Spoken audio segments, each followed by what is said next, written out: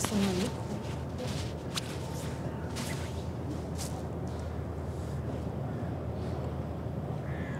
So. Ich glaube, es geht los. Live? Ja, warte mal. Ich glaube live. Was denn? Da sind wir auch. Wieso haben wir denn noch so ein schönes Licht jetzt gerade? Draußen, ne? Ja. Also es ist unfassbar. Guck mal, wir haben sowas, so Sonnenuntergang-mäßiges, ne? Das ist ja romantisch, du. Ja, ja. Zum Glück haben wir jetzt gestartet. Also wirklich, was für ein toller Himmel. Spektakulär. Ja, moin erstmal, ne? Moin zusammen, herzlich willkommen bei Hamburg Hafen Live hier von Deck 7. Haben wir uns wieder vom Licht ablenken lassen, ne? Nee, ich habe das ja schon die ganze Zeit gesehen. Du hast ja dich nur mit dem Chat beschäftigt. Ich muss ja arbeiten, ja. Geht das wieder los? Jetzt geht das wieder los. Ich werde ständig gemobbt. Oh. Ja, aber wenn ich dann mal auch nur eine Kleinigkeit gegen dich sage, dann bringe ich gleich den ganzen Chat gegen dich auf. Also du hast irgendwie immer den ganzen Chat hinter dir stehen. Genau. Also pass auf, was du sagst. Verdammter Frauenbonus, ey. Ah. Unfassbar. Ihr Lieben. Volker sagt, ich bin zu leise. Was sagt Remo? Du bist zu leise? Ja, das kann natürlich sein. Aber warte doch erstmal ab. Vielleicht hört ja Volker das nur so leise und alle anderen laut. Das können wir aber gleich ein bisschen korrigieren. Und wenn du es denn lauter machst, haben alle anderen uns zu laut. Ja. Nein, aber du sprichst ja meistens ein bisschen leiser, von daher. Stimmt. Von daher. Ja, Leute, wir haben heute mal wieder AIDA Nova. Die letzte haben wir ja verpasst, wegen Krankheit. Wir lagen ja so ein bisschen flach. Da haben wir uns ja schon vor 2 Tagen dann zurückgemeldet. Aber heute wollen wir sie mal wieder mitnehmen. Bei auch wirklich mal schönem Wetter. Es ist klare Luft, es ist klare Sicht. Wir können direkt drauf schauen. Wir haben keinen Nebel, wir haben keinen Schnee. Sag das nicht so laut, wer weiß, was noch kommt heute. Meinst du, da kommt noch was um die Ecke? Ja, also insofern soll ich sagen, immer noch, du bist sehr leise. Immer noch sehr leise. Warte mal gerade. Sag mal was. Löchen, vielleicht verdecken hier diese Puschel hier mein Mikro, meine Haare. Ja, ich mach dich mal noch ein bisschen lauter. Okay. So. Kann natürlich sein, dass da noch irgendwie ein bisschen Dampf drauf muss. Mal gerade gucken. So ein bisschen Dampf ist immer gut. Ein bisschen Dampf, genau. Genau. Also, jetzt musst du noch mal ein bisschen was erzählen. Ja. Hört man mich? Du musst weiter erzählen. Ja, was sage ich denn bloß? Test 1, Test 2. Ja. Also ich hoffe, aber es kann ja nicht sein, dass jetzt jeder sagt, ich wäre noch leiser. Das geht ja nicht. Ja, aber du sprichst schon deutlich leiser als ich. Also insofern ist es schon... Naja, das stimmt schon, aber das ist ja schon immer so gewesen. Genau. Ganz genau. Also jetzt schreiben sie auch, ist besser. Komm, du kriegst noch mal hier 2 dB. Also Remo sagt, ich muss noch etwas lauter. Ja, komm, du kriegst noch mal. Wenn Remo was sagt, dann ist das Gesetz. Ja, ja. Also fahr hoch da den Pegel. So, jetzt hast du aber ordentlich Druck. Okay. Jetzt pfeife ich mal so wie Brigitte. Mal gucken, ob das dann auch immer noch gut ist, dass es Ja. so laut wird. Brigitte ist heute auf einer Barkasse. Vielleicht fährt sie ja pfeifend vorbei. Das wäre super. Meinst du? Ja. Auf der Birgit Ehlers mit Claudia Lichterfahrt und AIDA Nova verabschieden. Oh. Hoffentlich geht die Barkasse nicht unter. Oh nein. Ist sie da mit ihrer Pfeifgang an Bord? Ich glaube ja, aber so ein paar stehen wohl auch am Ufer. Also So, wir warten mal ab. Blende mal hier das ganze Panorama ein. Also das ist echt wirklich sehr, sehr schön. Ja, und was wir heute auch haben, wir haben einen Gast, der sich gleich irgendwann dazuschaltet. Und zwar ist das der Fabian vom Kreuzfahrtstudio. Der eine oder andere kennt ihn vielleicht auch von YouTube. Der hat angefangen als Kreuzfahrturlauber Fabian und irgendwann hat er sich selbstständig gemacht und hat gesagt, ich mache einfach mal ein Reisebüro auf. Was ich alleine schon mal irgendwie völlig bemerkenswert finde. Also irgendwie so vom Content Creator, vom Kreuzfahrt-Content Creator zu sagen, ach du Leute, ich mache jetzt einfach ein Reisebüro auf. Und dann nicht einfach nur irgendwie so, sondern gleich so Bielefelder Altstadt. Aber da werden wir ihn gleich zu interviewen. Das heißt, der wird gleich irgendwann reinkommen. Ich muss gleich mal schauen, ob der Fabian, genau, der wollte schon mal so ein bisschen reingucken. Und dann so circa gegen 1:30 oder so, denke ich, werden wir den Guck mal, Schwester reinholen. Hansen ist auch an Bord. Schwester Hansen Und ist heute auch ist da. tatsächlich eine Freundin von Schwester Hansen auf der AIDA. Ach, Die cool. Kira. Kira, sehr Kira kann sich cool. mal bemerkbar machen. Ich glaube, die ist auch auf Deck 7. Das war so lustig, das hatte sie mir vorhin geschrieben. Kira.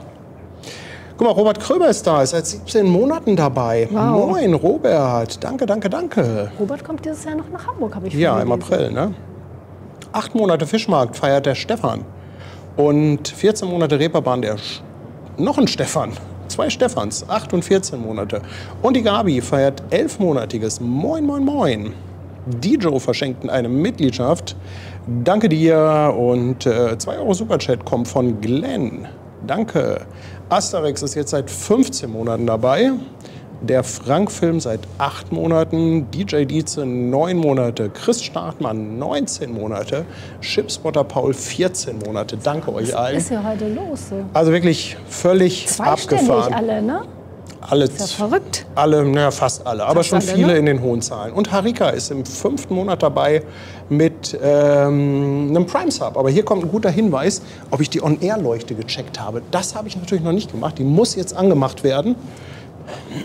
Also ihr wisst ja, an was ihr ihn erinnern müsst, ne? Foto Genau. und On-Air-Lampe. Ja, im Moment haben wir hier ja auch noch normales Licht an. Also wenn wir gleich den Fabian irgendwann hier drin haben, dass der uns auch sehen kann. Aber sobald dann die AIDA Nova rausfährt, können wir das Licht natürlich auf Rotlicht wieder umschalten. In der Hoffnung, dass uns dann vielleicht der ein oder andere auch hier auf Deck 7 sehen wird. So. Ja, die hauen schon wieder hier ein Jubiläum nach dem anderen raus. Stefan ist auch seit 5 Monaten dabei, der flache Mars seit 12, Martin, der Wanderer, seit 16 Monaten und guck mal, 2 Euro Superchat von der Bande aus Wasserburg wieder. Dankeschön. Anja und Danny, danke, Vielen Dank. liebe Grüße. Und dann haben wir den Basti, der ist im 6. Monat auf Twitch dabei. Dankeschön. So, ja, der Sonnenuntergang ist Premium, Robert, da hast du absolut recht. Haben wir Ja. auch lange nicht gesehen, sowas, ne? Haben wir auch gar nicht mit gerechnet. Das haben wir echt jetzt lange irgendwie, nicht ne? gesehen. Ich muss mal gucken, ob ich hier mal ein bisschen nochmal an der Kamera drehe. Mensch, guckt euch mal diesen Farbverlauf an im Hintergrund. Also das ist ja wirklich völlig abgefahren. Unfassbar. Absolut unfassbar. So. Muss mal gucken.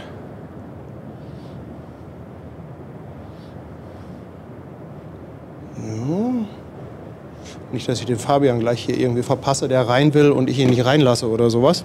Das geht ja nicht. Du Das stell wäre dir natürlich mal vor. fatal. Guck mal, Schwarzbart Jürgen ist auch schon wieder dabei mit einem 5er-Pack Subs auf Twitch. Danke dir, Jürgen. Dankeschön. Und der Rally verschenkt noch eine Mitgliedschaft auf YouTube. Herzlichen Dank. Danke. So, und dann haben wir hier ja auch gegenüber am Terminal noch die Costco Shipping Virgo liegen, die wir ja gestern hier begrüßt haben. Jetzt hier bei Dunkelheit und davor liegt noch eine CMA CGM. Ich weiß gar nicht, welche das ist. Ob das die Hermitage ist oder Tivoli oder Mermaid. Irgendeine von denen wird es höchstwahrscheinlich sein. Ah, das werden wir noch rausfinden, glaube ich. Ja, Ich absolut. glaube, der Chat, der kann uns ja helfen. Absolut, ja. Räucherfischjung fragt, ob die 2 linken Brücken die neuen sind. Nein, also hier an dem Terminal sind keine Brücken neu. Die sind ja zum Burchard-Kai und nach Altenwerder gekommen. Was aber neu ist, relativ neu, ist immer noch hier diese Lackierung der Fähre mit der Lufthansa Technik-Werbung. Die Hamburg-Gensie ist das. Ist jetzt, würde ich sagen, seit rund 2 Monaten im Einsatz.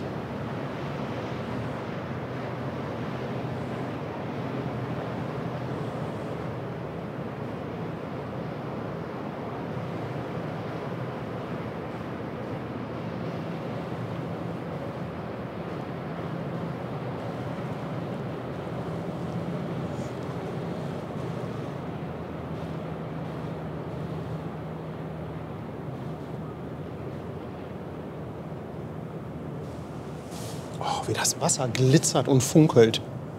Herrlich. Richtig schön.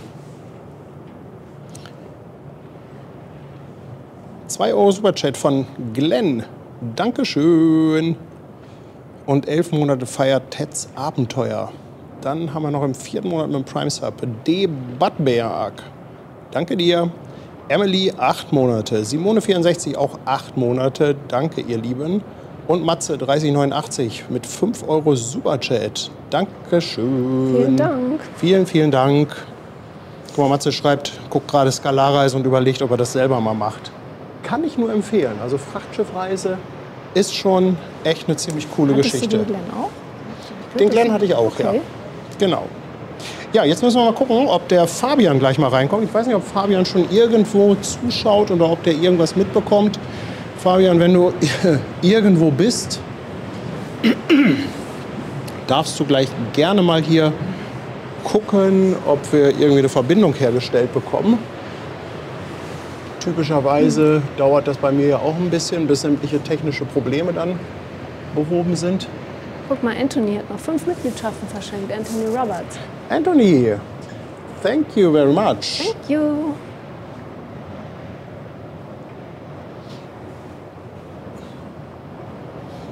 Guck mal, Anthony hat noch 5 Mitgliedschaften. Da haben die aber heute Glück beim Auslaufen. Bei dem Wetter du, und Ja, dem Hafenpanorama. Da kann ja die Reise nur gut werden, würde ich sagen.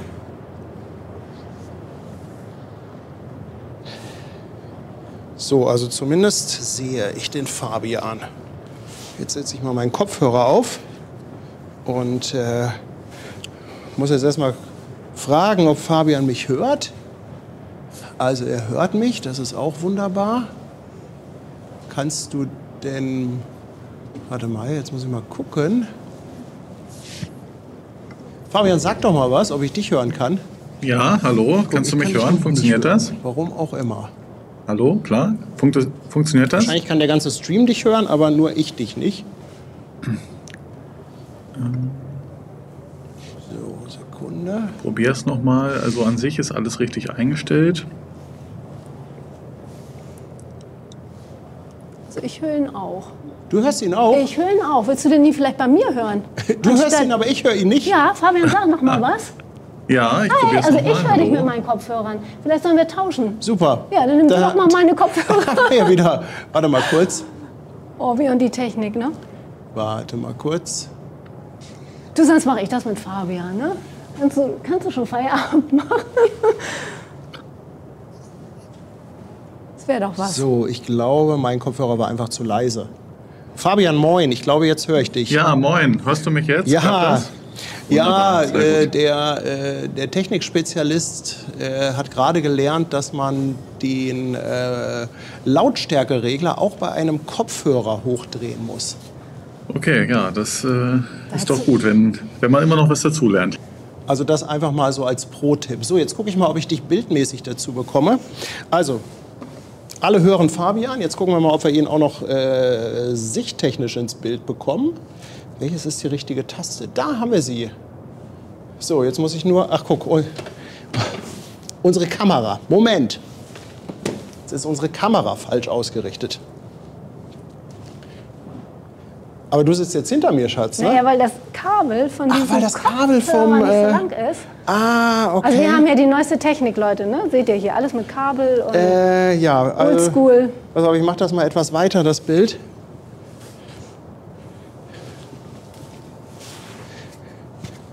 Ja, und das Gute ist, ich setze mich jetzt direkt vor dich, oder? Ja, macht doch nichts. Oh, oh, oh. Nee, das ist irgendwie kabeltechnisch noch ein bisschen doof. Warte. Egal. Weißt du, was ich mache? Ich kann mich auch hinstellen. Ich muss nicht unbedingt sitzen. Genau, du kannst ja. Genau, wir können Genau. uns ja auch gleich, wir können ja auch gleich die Kamera Genau, wegschalten. das ist ja jetzt einfach nur Ganz noch mal- Fabian, erstmal moin, schön, dass du da bist, dass das geklappt hat hier. Guck mal, jetzt höre ich ihn zum Beispiel wieder nicht mehr auf dem Kopfhörer. Hörst du ihn? Nee, also Raymond sagt das jetzt auch gerade. Jetzt ist Fabian wieder weg. Oh. Welcome. Welcome to the Katastrophe. Also ich höre ihn jetzt wieder. Da ist er wieder. Da ist er. Da Also ist es liegt er nicht an dir, Okay. es liegt hier an Nein, unserem nein, Chaos. nein, nein. Bin ich denn es jetzt ist- zu hören? Oder? Ja, du bist jetzt zu du hören. bist zu Ja? hören und Okay, jetzt wunderbar. bist du auch wieder da. So. Sehr gut. Ja, also ich habe nichts verstellt. Wenn es irgendwie nicht klappen sollte, sagt einfach nochmal Bescheid. Nein, im Zweifelsfall ist das Problem immer bei mir. Ja, okay, weil alles klar. es einfach zu viele Möglichkeiten sind. Ich denke mir mal irgendwas aus, was man technisch wieder machen könnte. Und dann ist es irgendwann so komplex, das Ganze. Na klar, ja, klar. Ja, das steckt da viel Arbeit rein, absolut. Und das ist ja auch immer schön zu sehen. Ich habe gerade schon den roten Himmel gesehen. Sieht ja großartig bei euch aus, also schöne Ausblicke. Ja, ich kann ja auch mal, guck mal, dann haben wir auch das Problem, so, jetzt können wir den Fabian da mal reinholen und guck mal, wir haben auch so eine Bauchbinde. Ah, sehr schön. So ist das doch super viel einfacher. Professionell, so wie man euch kennt. Wenn es denn dann mal irgendwann funktioniert. Ja. Fabian, Ja, sehr schön. du bist klassisch angefangen, was heißt klassisch? Also du bist angefangen quasi so als Kreuzfahrt-Content-Creator. Kann man das so sagen? Du bist viele Jahre, hast du Kreuzfahrten gemacht? Genau. Wie bist du da reingerutscht? Hast du da einfach Bock drauf gehabt? Hast du irgendwann so deine erste Kreuzfahrt gemacht? Und dann erzähl doch mal ganz kurz, wie das so gestartet ist. Ja, also gerne. Also es hat tatsächlich aus dem Hobby heraus angefangen, 2008 mit der Begeisterung der Kreuzfahrt, meine erste Kreuzfahrt, damals mit AIDA Diva, die war ja zu dem Zeitpunkt relativ neu, 1 Jahr alt ungefähr. Und das erste Schiff dieser sogenannten Sphinx-Klasse von AIDA. Ja, und da hat bei mir die Leidenschaft eingesetzt und da hat mich der Gedanke rund um die Kreuzfahrt nicht mehr losgelassen. Und entsprechend war das dann so erstmal als Urlaubsform ganz interessant, auch mit meiner Familie, mit Freunden unterwegs zu sein. Und wir haben die ein oder andere Kreuzfahrt gemacht. Nach der ersten waren erstmal 2 Jahre Pause, also von 2008 bis 2010. 2 Jahre, aber trotzdem dann intensiv mich damit beschäftigt, mit den Schiffen, mit den Häfen. Und ja, die Faszination ist da auf jeden Fall entsprungen. Und so ging das Ganze weiter, dass dann in den Jahren darauf immer häufiger auch mal Kreuzfahrten als Urlaubsreise gewählt wurden. Und ja, während dieser ganzen Reisen hat sich bei mir einfach ein Wissen dann aufgebaut, wo ich dann nach ungefähr 20 privaten Urlaubskreuzfahrten, also nach einigen Jahren, dann mal gesagt habe, okay, dieses Wissen möchte ich irgendwie weitergeben. Wäre schade, man hat doch so viel Erfahrung gesammelt, hier und da auch Learnings gehabt, Fehler gemacht, vor denen man andere vielleicht bewahren möchte, in manchen Häfen, wie auch immer. Und ja, da kam dann die Idee, am 1. Mai 2013, daran erinnere ich mich noch sehr gut, eine Facebook-Seite zu gründen und die hieß dann damals Kreuzfahrturlauber. Das war damals so gedacht, so die Gemeinschaft der Kreuzfahrturlauber, weil jeder, der irgendwie auf Kreuzfahrt ist ja im Grunde Kreuzfahrturlauber, das Ganze so zu entwickeln. Und habe dann da von meinen Reisen berichtet. Das wurde dann immer häufiger auch angesehen, immer mehr Follower dazu gekommen. Dann kam irgendwann Instagram noch dazu und dann letztendlich auch YouTube, sodass ich dann die Schiffe ganz ausführlich vorgestellt habe in Form von Rundgängen, Kabinen, den Reisealltag von meinen Schiffsreisen präsentiert habe. Ja, und irgendwann ist daraus ein Beruf geworden und jetzt sitze ich hier und spreche mit euch. Also das Ganze so mal 11 Jahre ungefähr ganz, ganz kompakt zusammengefasst. Ja, völlig abgefahren. Ich meine, Fabian, mal ganz ehrlich, wenn ich dich so angucke, so alt kannst du doch auch noch nicht sein, ne? Also, genau, richtig, ja. Das ist, also wenn du sagst 2013 angefangen, wie alt warst du denn da auf deiner ersten? Genau, am 1. Mai, da war ich, gerade überlegen, also jetzt bin ich 28 auf jeden Fall. Ja. Und also was ich halt völlig bemerkenswert finde und vor allem auch bewundernswert, du hast nach der ganzen Zeit, ich nenne das mal einfach als Kreuzfahrt, Content Creator, Influencer, hast du irgendwann gesagt, okay, ich mache jetzt ein Reisebüro auf. Mhm. Das alleine finde ich schon einen sehr bemerkenswerten Schritt, auch einen mutigen Schritt. Darauf aufmerksam geworden bin ich natürlich, als ich irgendwann, du hast so einen Trailer gemacht, als du das Ganze angekündigt hast. Ah ja. Und da bin ich darauf aufmerksam geworden und dann dachte ich, das gibt's doch nicht. Das kennst du doch alles. Da standest du an verschiedenen Stellen, an verschiedenen Locations und hast quasi erzählt, wie dein Traum jetzt wahr werden soll. Und dann dachte ich, Mensch, holy moly, das ist doch Bielefeld. Ja, das richtig, gibt's doch gar nicht. Und wie es das gibt, das weißt du ja zum Glück selbst. Ja, ja, ich meine, das ist ja wirklich ein Schritt, der nicht ganz ohne ist. Ja, magst du mal ganz kurz erzählen, ja, wie du dazu dann gekommen bist? Also, Klar, gerne. Ja. Also die letzten Jahre habe ich eben immer Videoberichterstattung gemacht. Der Fokus lag immer auf den YouTube-Videos. Und ich habe meinen Zuschauern einfach extrem viel Wissen vermittelt von diesen Schiffen, von den Destinationen dieser Welt. Und das eben jetzt nicht nur, wir sehen jetzt hier die schöne AIDA Nova, das ist natürlich auch vielen bekannt, aber bei mir war auch immer schon die gesamte Kreuzfahrtbranche Teil der Berichterstattung. Also auch die amerikanischen Schiffe, die italienischen Schiffe, Luxusschiffe, Segelschiffe, Flussschiffe und so weiter und so fort. Wirklich die komplette Bandbreite. Und das Prinzip der Berichterstattung ist ja immer so dieses Gießkannenprinzip gewesen. Ich streue die Informationen aus und jeder Zuschauer versucht irgendwie die Informationen aufzufangen, die für ihn wichtig sind. Am Ende bleiben da aber immer eine Menge Fragen noch offen. Also wie ist denn das hiermit? Ist das überhaupt für meine Bedürfnisse das Richtige? Was ist mit der Bordsprache? Wie ist das mit den Nebenkosten? Klar habe ich versucht, immer viel abzubilden, aber am Ende kann man natürlich in so einem YouTube-Video auch nicht alles erzählen. Und da habe ich immer mal häufiger Fragen bekommen, E-Mails, Nachrichten auf Instagram, per Facebook, per E-Mail, wie auch immer. Fabian, kannst du uns mal helfen? Kannst du uns mal beraten? Das habe ich dann oftmals auch getan. Und am Ende sind dann die Menschen wieder in ihre Reisebüros dieses Landes gegangen und haben dort ihre Reisen gebucht. Und dann habe ich mir irgendwann die Frage gestellt, ob ich mich nicht weiterentwickeln möchte und meine Expertise noch zielgerichteter an die Kunden oder jetzt heutigen Kunden richten kann, indem ich mit meinem Team inzwischen gemeinsam dann unsere Expertise in eine 1:1 Beratung einbringen kann. Also das ist natürlich viel intensiver möglich, wenn aus Zuschauern Kunden werden, die man dann entweder hier vor Ort sitzen hat oder vor allem aber auch am Telefon oder wir machen auch Videokonferenzen und die Fragen beantworten. Denn das war ja mit dem alten oder mit dem bisherigen Geschäftsmodell nicht so richtig möglich. Das war eher die Videoberichterstattung, das war der Fokus. Und darüber hinaus war es schwierig, individuell auf die Zuschauer einzugehen. Und jetzt werden aus Zuschauern Kunden. Und jetzt können wir uns für unsere Kunden Zeit nehmen. Ich habe ein tolles Team. Wir sind zu 6 insgesamt. Und das ist echt zum Start eine Hausnummer. Ich habe gesagt, wir haben diese eine Chance, entweder ganz oder gar nicht. Das ist meine Strategie schon immer gewesen. Bin also voll ins Risiko gegangen und habe ein tolles Team eingestellt. Bin super stolz, dass wir das gemeinsam hier so großartig machen und täglich unsere Kunden begeistern, in alle Welt hinausschicken.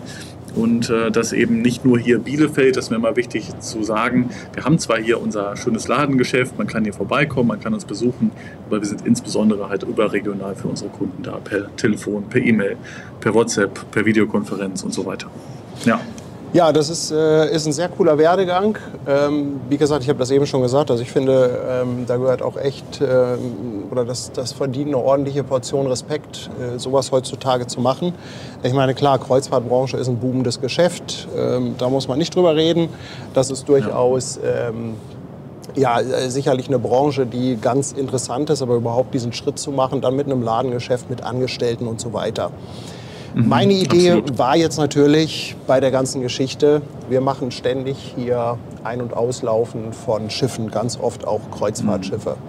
Und als ich das irgendwann gesehen habe, dass du gesagt hast, du machst jetzt ein Reisebüro, dachte ich mir, Mensch, einfach mal den Fabian anhauen. Vielleicht kann man das ja irgendwie so ein bisschen zusammenbringen. Denn ich habe ja noch nie eine Kreuzfahrt gemacht.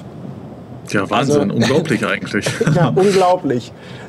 Ich habe noch nie eine Kreuzfahrt gemacht und es kommen natürlich immer wieder Fragen auf von den Zuschauern, die vielleicht mal eine Kreuzfahrt machen möchten oder so. Und da dachte ich mir, vielleicht kann man den Fabian ab und zu mal dazuschalten, dass er mal das ein oder andere oder dass er mal die ein oder andere Info raushaut aus seinen Erfahrungen.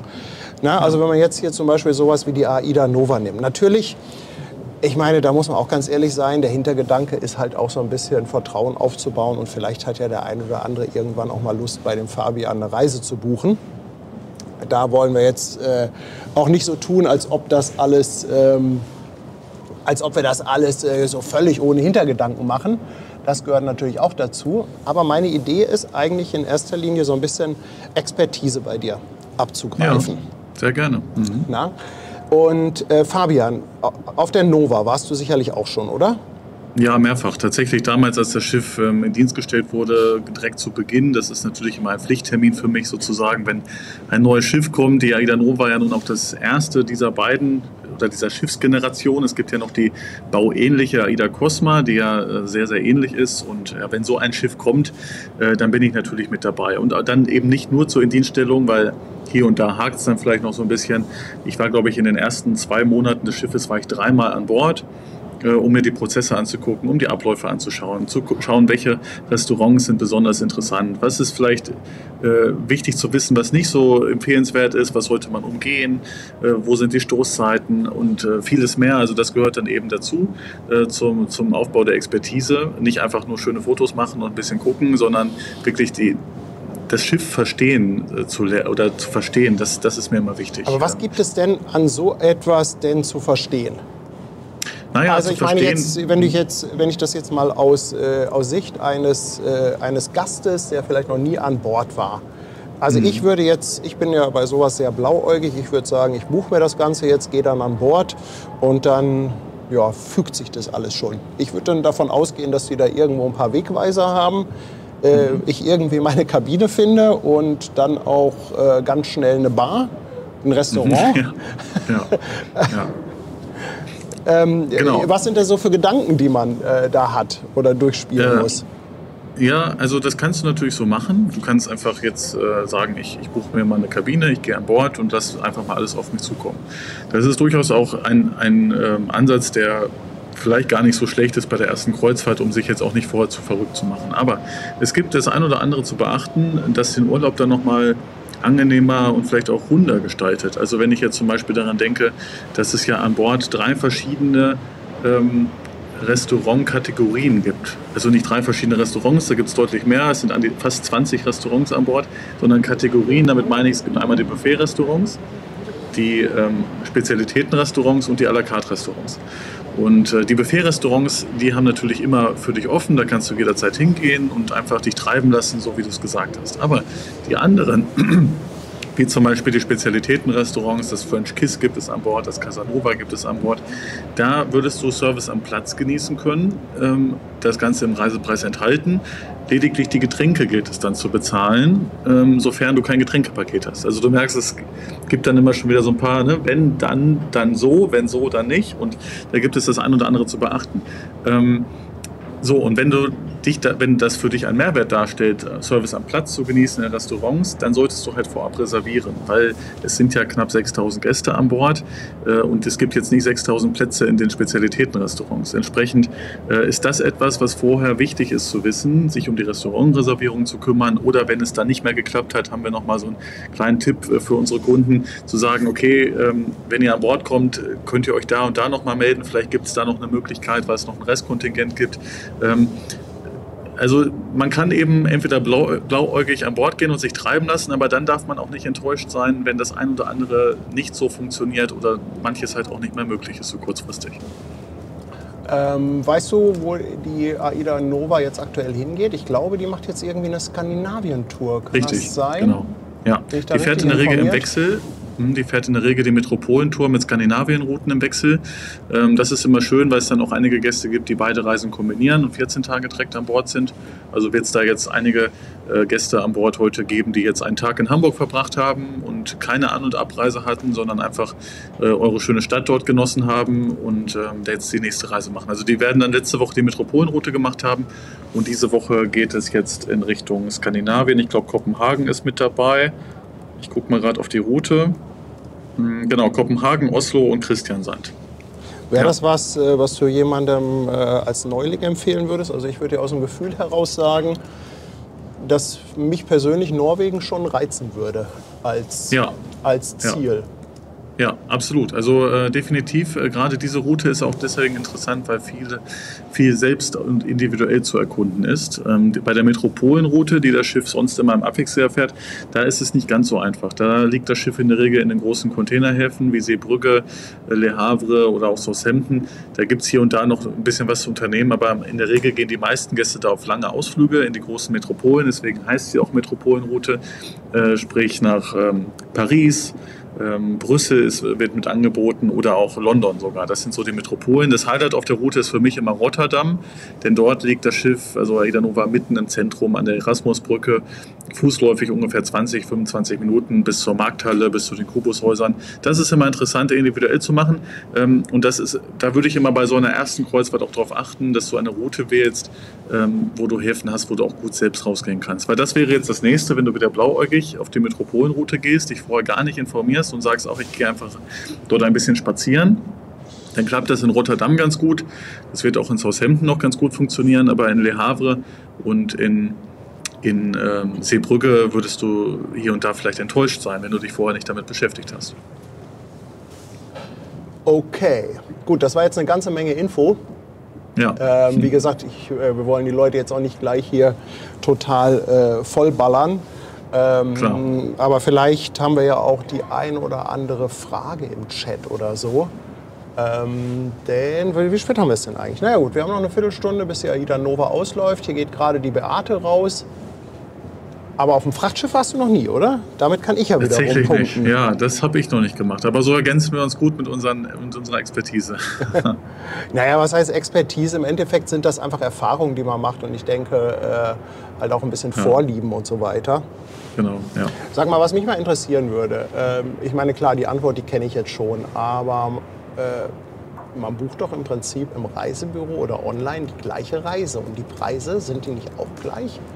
Das interessiert mich mal. Also ich kann ja bei AIDA direkt buchen. Ja. Oder auch bei irgendwelchen Preisvergleichsportalen. Da bombardiere ich dich jetzt natürlich ein bisschen mit. Aber ich bin aus der Natur heraus, bin ich jemand, der gerne so selber im Internet recherchiert, sich da so ein bisschen alles zurechtsucht, so ein bisschen nach Preisen guckt und findet er nicht irgendwo noch ein besseres Angebot und so weiter. Wie passt denn da heutzutage überhaupt noch ein Reisebüro rein? Denn ich muss ganz ehrlich sagen, ich bin so ein bisschen, ich bin nicht der typische Reisebürokunde, würde ich mal sagen. Ja, also in der Regel, also die Reederei gibt den Preis vor. Ne? Es gibt die Website mit den Preisen der Reederei und diese Preise gelten pauschal erstmal überall so. Die sind, egal in welches Reisebüro man geht, egal auf welcher Website, auf welches Online-Portal du gehst, du wirst auf diese Preise stoßen, es sei denn, es gibt irgendwo ein Reisebüro, das ein Sonderkontingent irgendwo hat, also Kabinen, sich in ein Kontingent gebucht hat und aus diesem Kontingent zu anderen Preisen verkaufen kann. Das ist aber in der Regel selten der Fall. Der Normalfall ist wirklich Preisparität, also überall ein identischer Preis. Und dann gibt es natürlich klar immer die Direktbuchung, was für den Kunden aus meiner Sicht immer, ich will jetzt nicht, also eine nicht so prickelnde Lösung ist, weil wenn irgendwas ist, dann hängt man bei der Reederei, je nach Reederei, teilweise relativ lange in den Hotlines und wartet, bis man dort jemanden hat. Man ist oftmals dann auch relativ anonym unterwegs, also das ist im Reisebüro natürlich auch etwas anderes. In der Regel kennt man die Kunden, ist im persönlichen Austausch und was bei uns eben dann auch groß der Vorteil ist, die Beratung, also die Expertise, die weitergegeben wird. Es gibt Fragen zu den Ausflügen, zu den Häfen, was kann man dort machen? Und da kommen wir dann auch wieder ins Spiel mit den Mehrwerten, die wir schaffen, indem wir eine Vorteilsaktion haben für unsere. Also erstmal gibt es eine persönliche Überraschung zu jeder Buchung. Das gibt es bei der Reederei auch nicht. Also wir haben immer noch mal etwas, was unsere Kunden kurz vor Abreise von uns bekommen, was auf unsere Expertise abzielt und dann auch noch ein Vorteilspaket. Also jetzt muss ich natürlich ganz eigennützig fragen, was kriege ich denn bei dir als On-Top-Überraschung? Womit köderst du mich?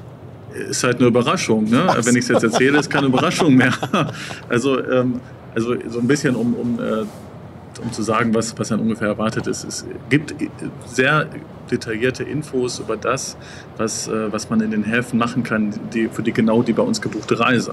In welcher Form und Art und Weise, das bleibt dann eine Überraschung, weil das haben wir sehr aufwendig gemacht. Da haben wir sehr viel investiert, aber das bleibt dann die Überraschung. Das ist eben etwas, wo ich uns als Mehrwert auch, oder wo ich ein Reisebüro sehe, was auch zur Aufgabe gehört, die Kunden vorzubereiten auf die Reisen, was sie erwartet, was sie machen können. und wichtige Tipps mitzugeben. Und dann jetzt im Speziellen bei uns ab 5.000 € Buchungswert, wo man ja bei Kreuzfahrten hier und da auch schnell hinkommt, gibt es dann noch eine Geschenkaktion, wo sich unsere Kunden nochmal aus einem Link mit bis zu 10 Optionen ein Geschenk auswählen können, das sie bekommen. Wir haben Kundenevents, wir sind täglich, das ist übrigens auch etwas, wir sind täglich von 8 bis 22 Uhr erreichbar, 7 Tage die Woche, 365 Tage im Jahr, auch an Feiertagen, auch an Sonntagen. Das ist schon sehr, sehr wichtig auch für Kunden, weil am Ende, wann haben viele von euch Zuschauern Zeit für Reiseplanung? In der Regel nicht tagsüber, wenn man bei der Arbeit ist, sondern irgendwie abends oder am Wochenende. Und da ist mir wichtig, dass wir dann natürlich auch da sind. Okay, muss man, denke ich mal, einfach auch für sich entscheiden, was man für ein Typ ist. Ob man jemand ist, der jetzt sagt, ich möchte gerne ein bisschen Beratung haben. Ich hätte gerne einen Gesprächspartner, dem ich einfach so ein bisschen auch erzählen kann, was denn so meine Wünsche, Träume oder Vorstellungen sind. Ja. Und und dann muss man sich da halt einfach herantasten an die ganze Geschichte. Ne? Genau. Und was es ja auch gibt, viele sagen ja, ich brauche gar nicht unbedingt die Beratung, ich weiß ja, was ich möchte. Und da ist es ja bei sehr vielen Reisebüros und natürlich dann auch bei uns so, dass wir auch eine Website haben, auf der man ja genauso gut buchen kann wie jetzt bei der Reederei direkt. Also einfach auf der Website alles eingeben, zack, buchen und trotzdem halt von den Vorteilen profitieren, ne? Von den eben genannten. Und auch dieser Möglichkeit des Ansprechpartners anzurufen, sagen, ich habe hier folgende Reise gebucht, wie ist das mit einer Versicherung, wie ist das mit den Ausflügen, ich möchte gerne noch Sitzplätze im Flugzeug reservieren, dies und das und jenes. Da kommt immer so viel, das merken wir ja auch, was noch an Dingen aufkommt. Und ich glaube, alle, die da irgendwo in einem Reisebüro buchen, sind da schon ziemlich gut betreut. Ja, sehr, sehr cool. Also ich merke schon, du weißt auf jeden Fall, wovon du sprichst. Hast das schon ein paar Mal gemacht. Und Absolut. Wie gesagt, also die Idee ist ja so ein bisschen einfach zu sagen, in Zukunft, wenn vielleicht mal eine Frage ist, wenn mal was Aktuelles ist oder vielleicht mal was Interessantes oder so, dass man eventuell den Fabian mal reinholt, dass man ihn vielleicht auch einfach anruft. Also das muss ja auch nicht immer gleich mit Bild und so weiter sein. Und dass man dann einfach mal sagt, Mensch, einfach mal den Fabian fragen, ob er da vielleicht irgendwie eine Idee hat oder noch mal einen Tipp oder sonst irgendwas dazu erzählen kann. Ne?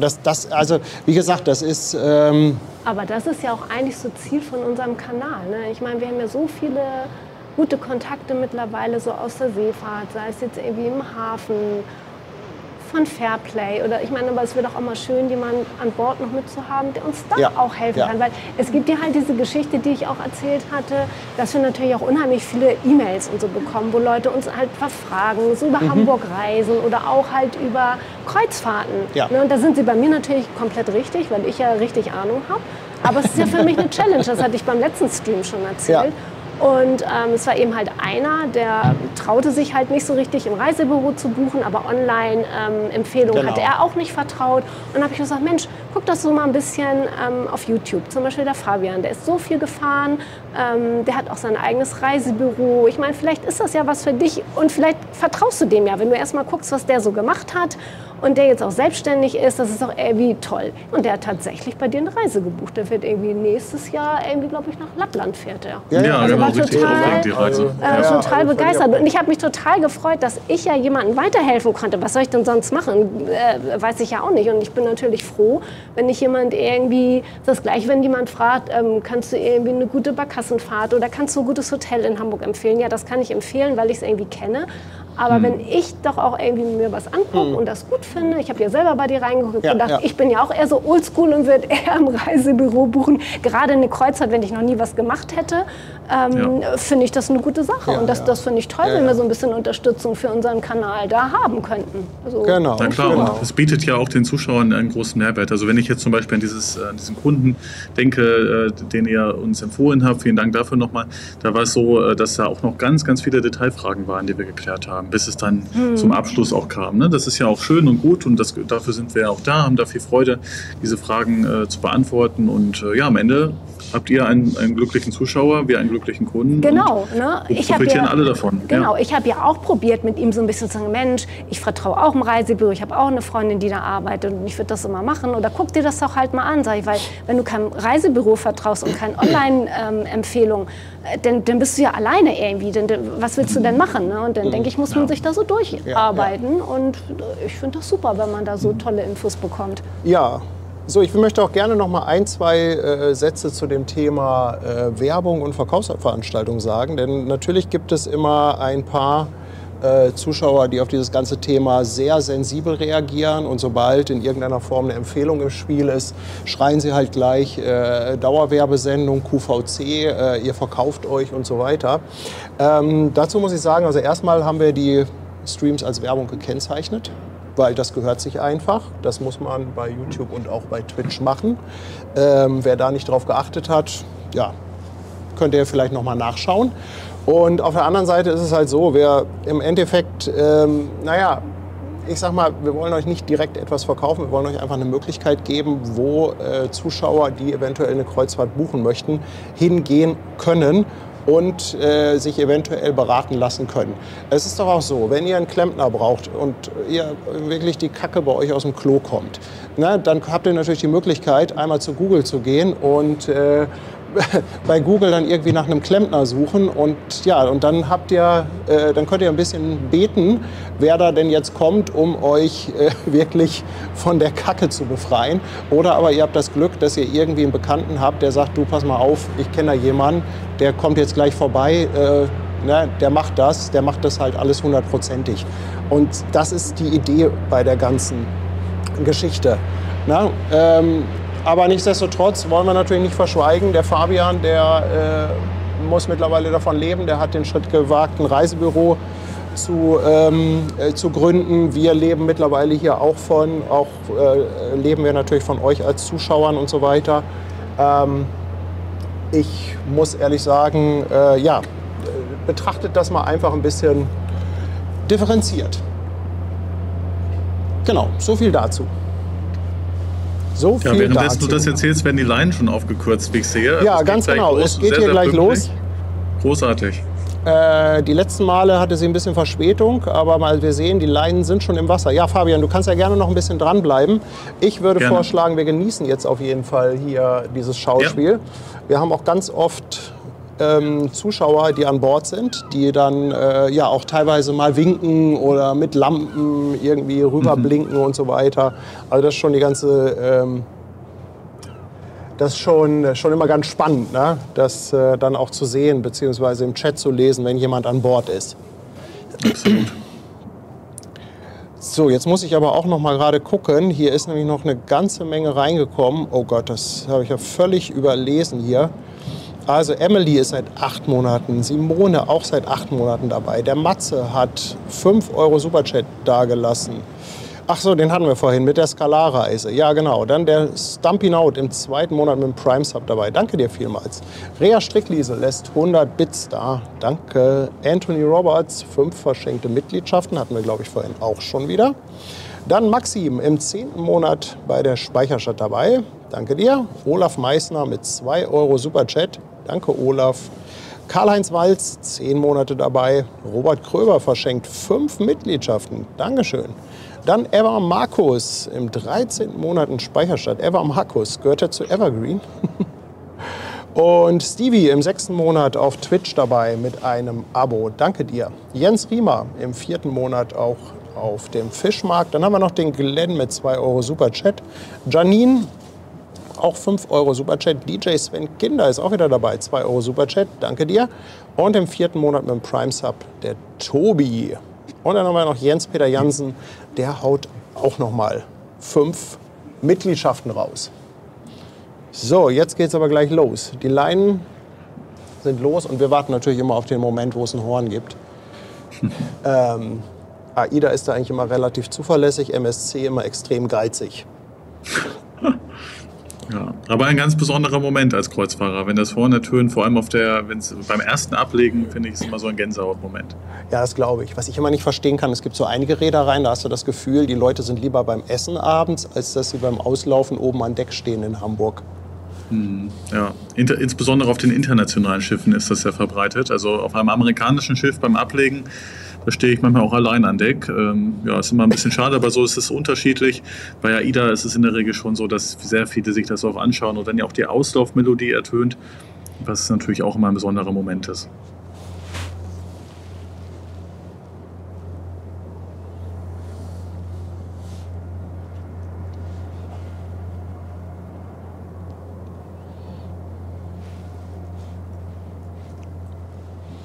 So, die Leinen hängen zumindest durch. Ganz los ist sie noch nicht.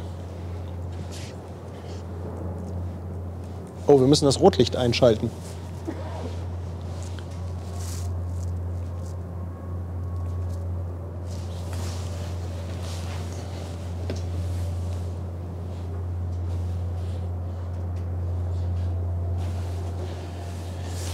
Dann bin ich ja mal gespannt, ob wir noch einen Zuschauer sehen, ob es noch irgendwie einen Blinky-Gruß gibt.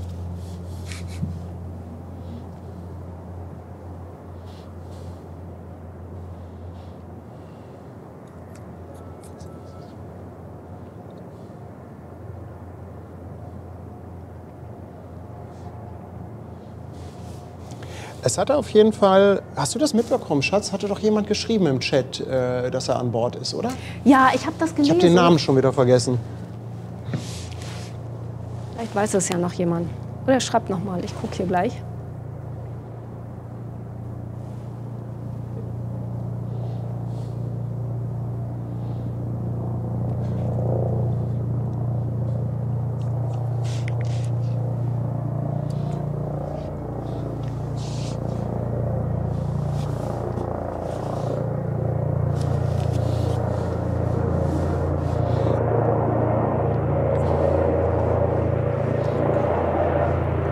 Also wer da übrigens jetzt die Links von dem Fabian nicht mitbekommen hat, ich habe die auch unter dem Stream verlinkt.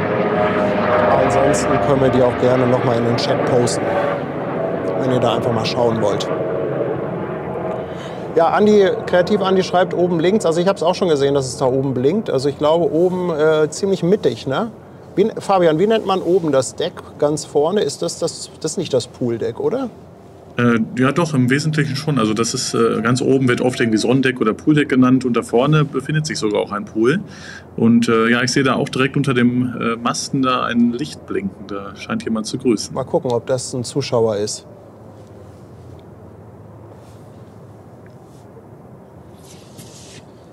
Hier kommt auch wieder die Frage von dem Nils. Er schreibt, er ist nächste Woche an Bord, ob wir da live sind. Nils, wir versuchen das natürlich immer, aber ja, wer das mitbekommen hat, letzte Woche lagen wir halt flach.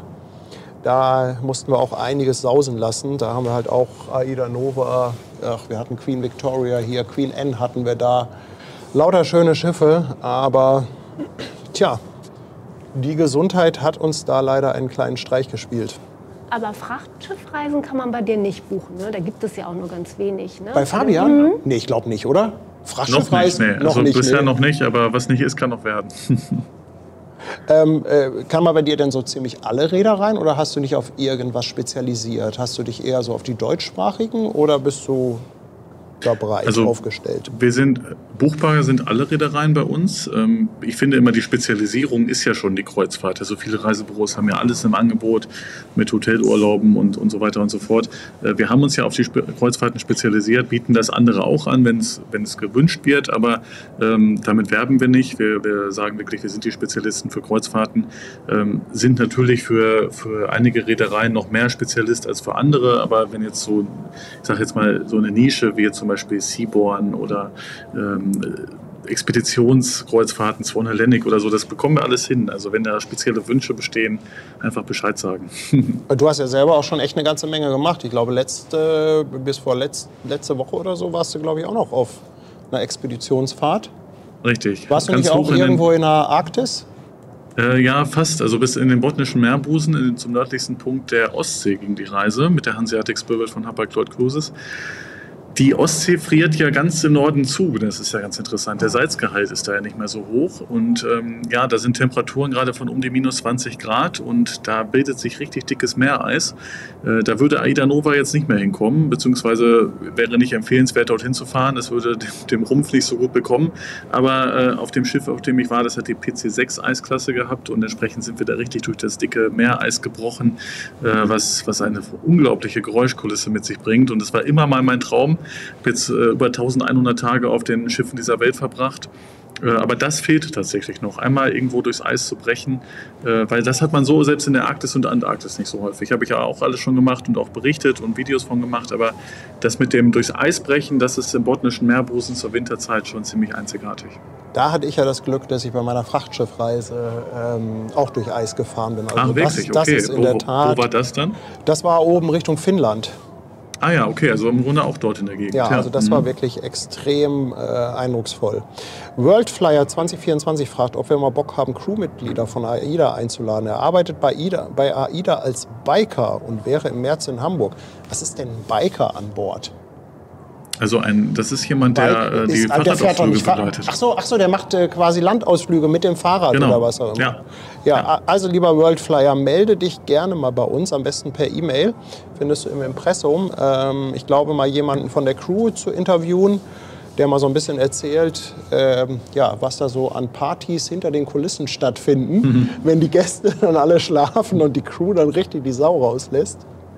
Das ist wahrscheinlich auch nur ein Mythos, aber melde dich gerne mal bei uns. Finde ich schon spannend, auch mal die Seite zu beleuchten. Ich denke, es müsste jeden Moment losgehen hier. Vanessa schreibt, sie ist an Bord.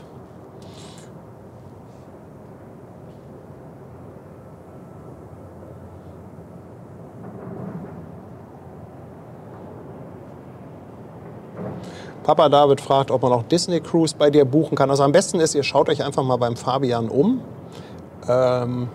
Ansonsten, ich weiß nicht, Fabian, ob du ein bisschen über den Chat mit drüber fliegst.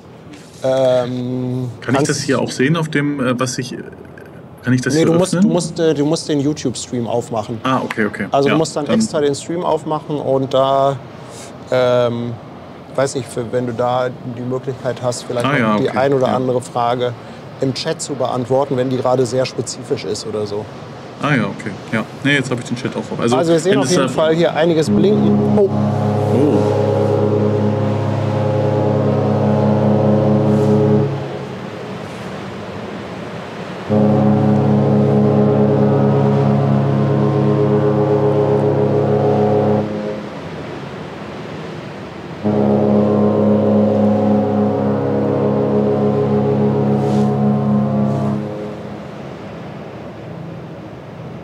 Immer Gänsehaut, aber gut zu hören hier, obwohl die ja doch ein Stück weit weg ist. Wir haben festgestellt, dass das extrem windabhängig ist, wenn man hier auf der anderen Seite steht. Ja. Wir hatten auch schon Tage, wo du fast gar nichts gehört hast. Ich kann ja auch noch mal nach Fragen gucken. Zum Beispiel hier Susanne fragte, ob es bei dir auch Flusskreuzfahrten gibt. Bestimmt, ne? Ja. Absolut. Also Flusskreuzfahrten habe ich auch schon ganz, ganz viele gemacht. Zum einen Rhein, Donau, Mosel, aber auch auf dem Douro zum Beispiel. Es gibt ja auch Flüsse, die noch nicht so bekannt sind. In Frankreich gibt es ja auch tolle Flüsse. Also wir machen wirklich fast alles. Am besten einfach auch mal auf kreuzfahrtstudio.de auf unserer Website schauen. Da sind auch alle Reedereien aufgeführt, die wir haben. Und da kann man alle Reisen suchen und natürlich auch buchen. Das ist da alles übersichtlich aufgeführt. Könnt ihr gerne mal vorbeischauen. Und wenn ihr dann noch Fragen habt, bei uns stehen ja auch die Kontaktdaten. Einfach per E-Mail oder per Telefon einfach mal nachhaken. Sind gerne übrigens auch täglich von 8 bis 22 Uhr erreichbar. Also oben an Deck, da ist aber jemand fleißig. Da hat jemand so eine richtige Blinkelampe.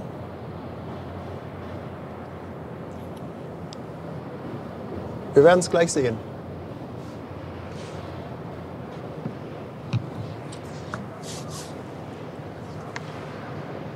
Summer Sun schreibt, Crew-Partys sind kein Mythos. Sie machen Spaß, ebenso wie Crew-Karaoke-Abende.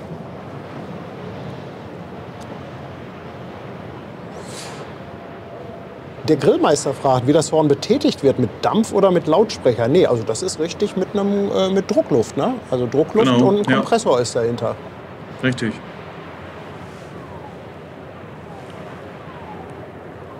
Vor allem klingt es endlich wieder gut. Das AIDA Nova Horn war letzte Saison eine ganze Zeit etwas heiser.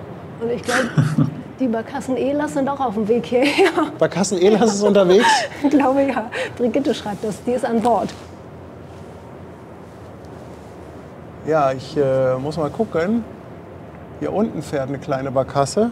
Ist das Ehlers? Das könnte sein, oder?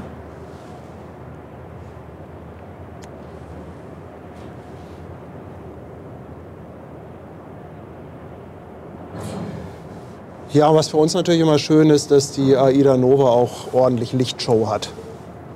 Ja. Das ist natürlich zum Filmen, ist es halt schön.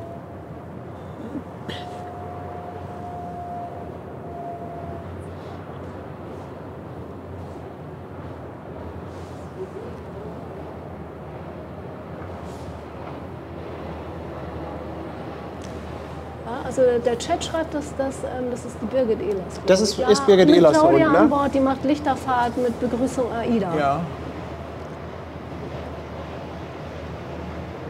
Aber sehr dunkel.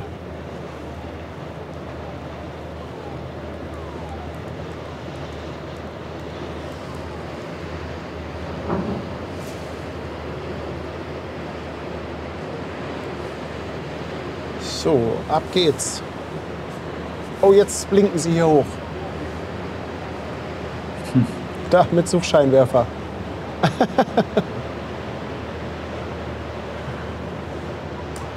Wie witzig. So. Das ist Brigitte mit Stirnlampe. Ich höre es auch schon wieder pfeifen. Und das Schöne ist, jetzt kriegen sie nämlich auch noch eine Welle von der Haddock-Fähre hier zur Belohnung. Das ist nämlich immer besonders lustig, wenn so eine Barkasse in die Fährenwelle reinfährt.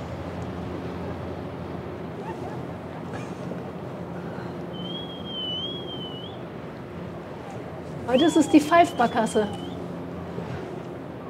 Ah, die kriegen sie aber schön im 90-Grad-Winkel, die Welle. Ja.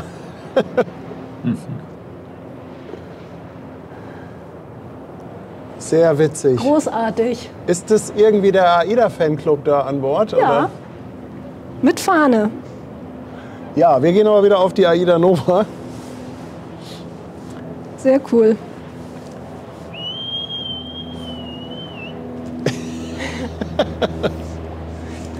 Fabian, hast du schon mal Brigitte mitbekommen? Also kennst du Brigitte oder hast davon schon mal gehört? Größter AIDA-Fan auf Erden. Ah, okay. Und pfeift eigentlich immer, wenn die Schiffe ein- und auslaufen. Das heißt, sie ist eigentlich immer dabei irgendwie. Ah, okay. Und kaum zu überhören. Ah, ja. Vom super, Wasser super. und vom Land. Also sie ist immer irgendwo dabei. Aber mittlerweile hat sich hier auch schon so ein richtiger AIDA-Fanclub an Land gebildet, die wirklich Flaggen dabei haben. Und es ist echt toll.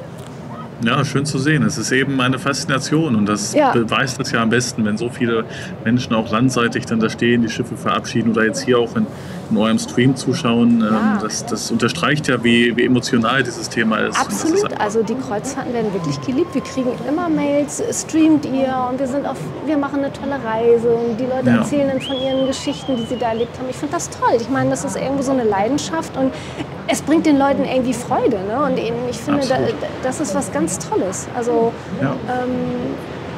dass die Kreuzfahrten echt so hoch im Kurs sind, ne? Und den Leuten wirklich Spaß machen, ne? Wo sich schon so Leidenschaft draus entwickelt. Das finde ich großartig.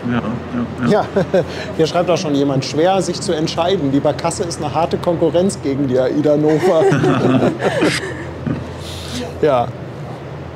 Screamace ist auch seit 16 Monaten dabei. Danke dir vielmals, genauso wie der Stefan. 9 Monate. René, ganz lieben Dank. Grüße nach Nürnberg nochmal für 5 € Superchat. Und die Claudia ist jetzt auf dem Fischmarkt. Neues Mitglied. Danke dir.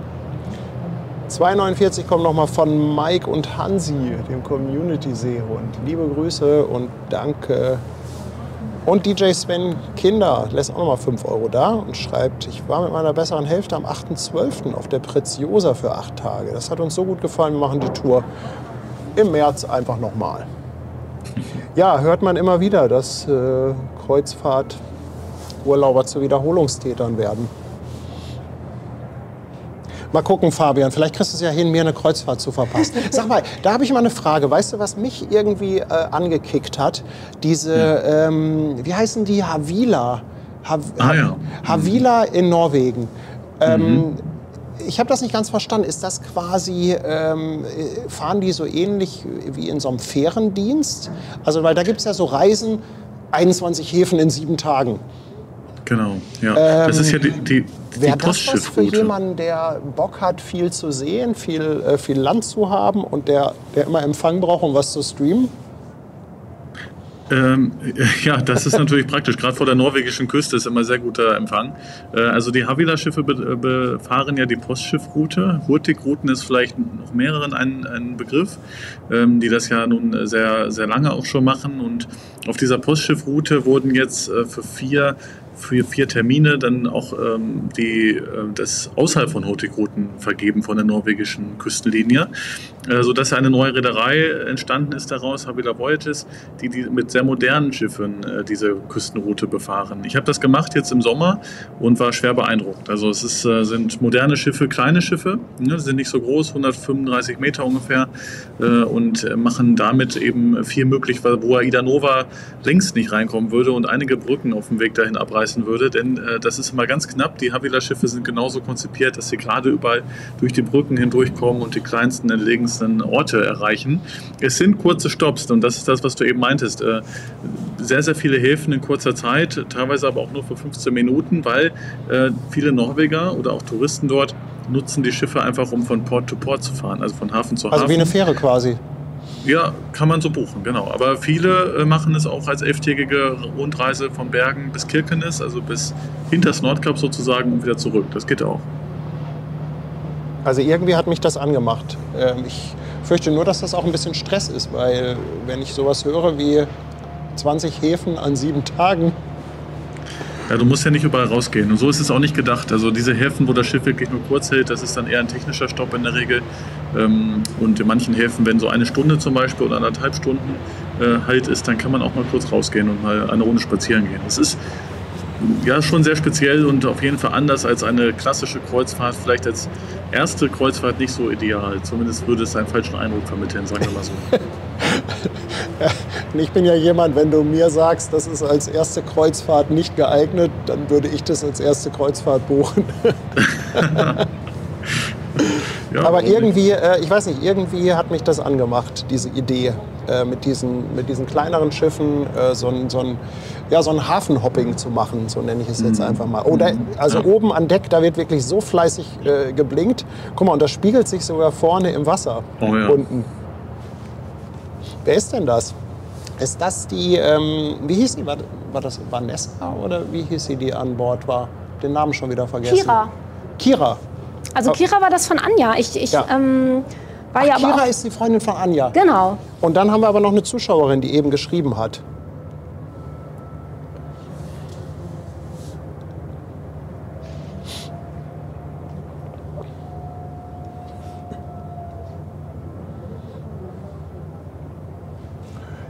Sie lässt sich auch schön Zeit heute, die Aida Nova. Damit wir was zu gucken haben, ist das super. Ja, aber ich liebe ja gerade dieses Panorama hier zusammen mit dem Containerhafen.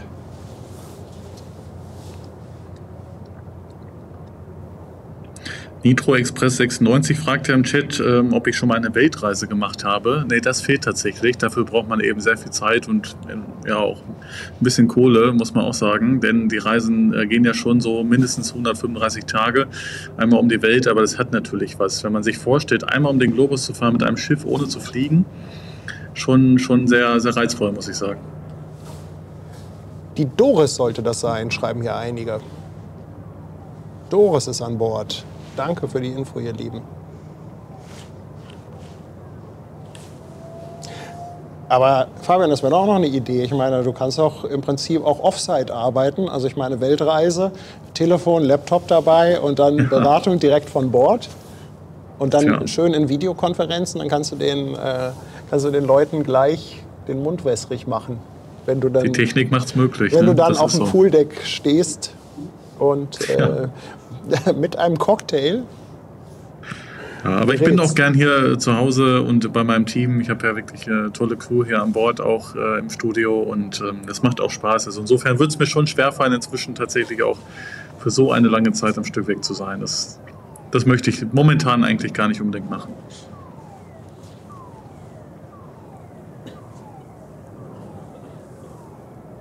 Beate schreibt, eine Bekannte hat es gemacht, Hurtigroutenreise, und hat es geschafft, in allen Häfen kurz von Bord zu gehen, egal ob Tag oder Nacht. Dafür brauchte sie dann Urlaub. Ich glaube, Hurtigruten sind aber nicht so. Hat sie das verwechselt? Oder hat Hurtigruten auch solche... Doch, genau, das ist so krasse identisch. Das hat sie Geschichten? richtig geschrieben. Also die betreiben dieselbe, die fahren dieselbe Route. Also das ist diese Havila und klassische Hurtigruten. Postschiffroute. Genau, richtig. Das ja. hat nichts mit denen zu tun, die jetzt zum Beispiel hier in Hamburg starten, Otto Sverdrup typischerweise. Genau, das sind diese Sonderrouten, die machen. Norwegen ab Deutschland, das heißt dann irgendwie oft auf den Spuren der Postschiffroute oder so. Aber das hat da nichts mit der klassischen Postschiffroute als solches zu tun. Okay. Der Otto Sverdrup, das hatte ich inzwischen vorletztes Jahr gemacht. Das war aber auch sehr interessant. Aber da sind die Liegezeiten dann angepasst an den, sage ich mal, so an einen Touristen. Alltag. Also morgens irgendwo ankommen, dann für 4-5 Stunden irgendwo liegen und dann geht's weiter und nicht nachts diese ganzen Stopps, die fallen da weg. Kathi schlägt vor, wir sollten als Merchandising geeignete Lampen fürs Ablegen vertreiben. Ja, vielleicht die Hamburg Hafen Live Blinke-Lampe. Aber ich weiß gar nicht, was eine geeignete Lampe dafür wäre. Also was wir übrigens mal hatten, war, ich weiß gar nicht, war das auf MSC? Da kamen dann mal irgendwie ein paar Leute auf die Idee, dass sie ihr Kabinenlicht immer an- und ausgemacht haben. Das hat man richtig gut gesehen. Aber man will natürlich Ganz auch gerne unten draußen vorne stehen, blinkt ne? ja auch jemand, ne? Ja. In der Mitte, auf dem untersten Balkon. Langsam kommen sie auch näher.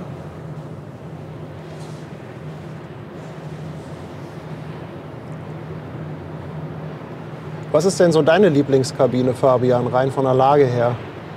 Ist das die Also ich find klassische da- Balkonkabine? Ja, genau. Das ist schon schön, morgens den Balkon zu öffnen. Und gerade so, also wo ich es immer am liebsten mag, ist wirklich in den norwegischen Fjorden. Da fahren die Schiffe ja morgens auch gerne schon mal so gegen 3-4 Uhr nachts dann rein, wenn die Ankunft gegen 8 bis 9 geplant ist. Und morgens den Balkon dann zu öffnen, den Vorhang zu öffnen und rauszuschauen und ein neues Panorama zu sehen, das ist schon großartig. Und auch einfach die frische Luft reinzulassen. Ich liebe es zum Beispiel auch, wenn es Temperatur es zulässt, nachts mit offener Balkontür zu schlafen und das Meeresrauschen die ganze Nacht im Hintergrund zu haben. Das ist schon großartig. Also Balkonkabinen sind natürlich schon toll. Innen- und Außenkabinen sind auch in Ordnung, sind natürlich preiswerter. Ja, also, aber Balkonkabine, das hat schon was. Bei offenem Fenster würde Tanja gleich reklamieren, dass da ja irgendwelche Viecher reinkommen können. Aber doch nicht auf See, da gibt's nichts. See nicht, nee. Ich habe noch kein Tier auf See irgendwo drin gehabt. Oh ja, Insofern. dann mache ich auf jeden Fall eine Kreuzfahrt. Ja, guck mal, Carsten fragt auch noch mal, ob ohne Schlebbis ausgelaufen wird. Ja, also typischerweise die Kreuzfahrtschiffe, die modernen, die sind alle so gebaut, auch von den Antrieben her. Das seht ihr, die sind so manövrierfähig, das sehen wir immer wieder. Die brauchen wirklich nur dann Schlepper, wenn das Wetter mal deutlich schlechter ist, es extrem windig ist oder so, dann kommen mal Schlepper zur Hilfe. Aber in den meisten Fällen schaffen die das so.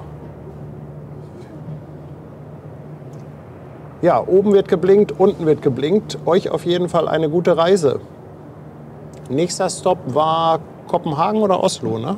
Kopenhagen. Kopenhagen und dann Oslo, glaube ich. Ja.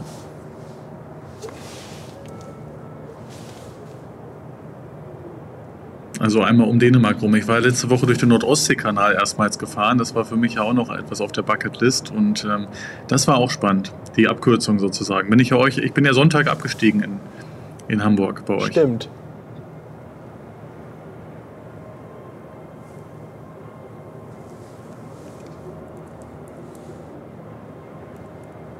Ich glaube, wenn man ganz genau hinhört, hört man auch die Musik.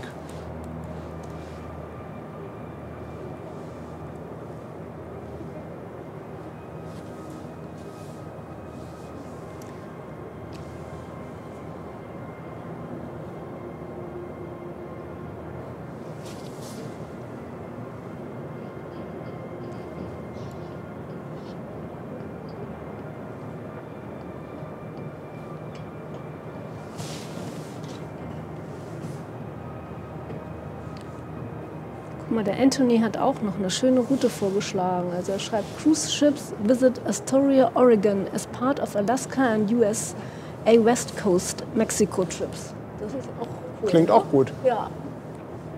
Kann man auch machen. Das wäre, glaube ich, auch eher so deine Ecke, oder? Ja.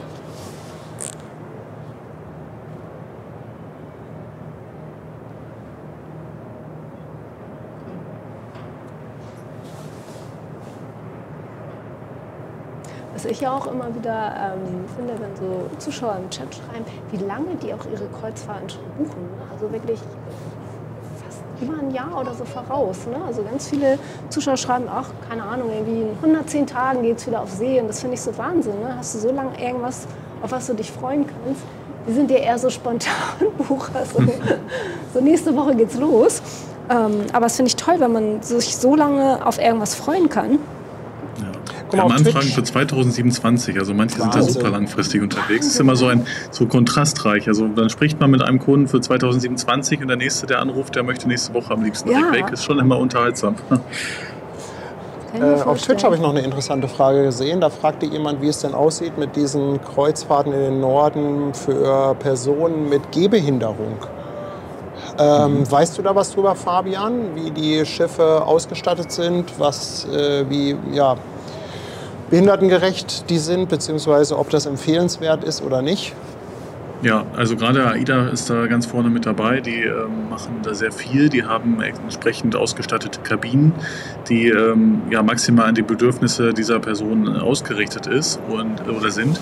Und deswegen sind auch gerade diese Nordlandreisen so interessant, weil erstmal nicht ein umständlicher Flug noch nötig ist, was ja für viele dann auch immer noch mal eine Herausforderung darstellt. Also einfach nach Hamburg oder nach Kiel fahren, an Bord gehen, alles barrierefrei eben und dann in die barrierefreie Kabine. Das Schiff ist barrierefrei, mit den Aufzügen kommt man ja auch überall hin. Das ist wirklich eine interessante Reiseform, tatsächlich, ja. Und ich denke mal bei den Landgängen, ich nehme mal an, da muss man dann gucken, aber ich könnte mir vorstellen, dass da auch das ein oder andere bei ist, wo man sagt, das wird dann auch entsprechend angeboten, oder? Ja, also mit den Ausflügen ist es dann hier und da vielleicht schon ein bisschen schwierig, aber gerade jetzt so auf der Route, die jetzt bevorsteht, Christiansand oder Oslo, Kopenhagen, das bietet sich dann auch gut an, auf eigene Faust mal zu erkunden. Ne? Ein bisschen dann mit dem Rollstuhl oder was entsprechend benötigt wird, mit den Gehhilfen dann durch die Stadt zu erkunden. Okay. Aber würde ich auch empfehlen, das sind natürlich so Dinge, wo ich im Zweifelsfall mir dann auch einfach mal Beratung holen würde. Also wenn ihr da eingeschränkt seid, das wäre jetzt tatsächlich etwas, wo ich sage, ja, da geh doch mal am besten irgendwie ins Reisebüro und frag mal nach. Genau.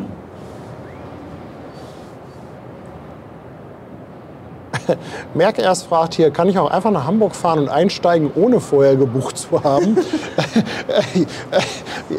Okay, da sind wir wieder bei der Nummer mit dem blinden Passagier. Aber ich denke, er meint, ob man quasi vor Ort sich einen Restplatz buchen kann.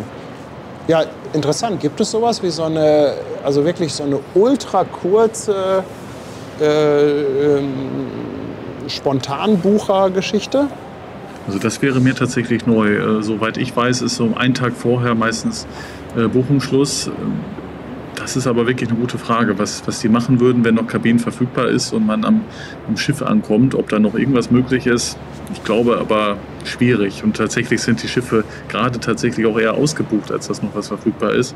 Wenn man jetzt mal die nächsten Wochen anschaut. Ich habe hier gerade einen Kommentar gelesen vor wenigen hier, Bommel 008.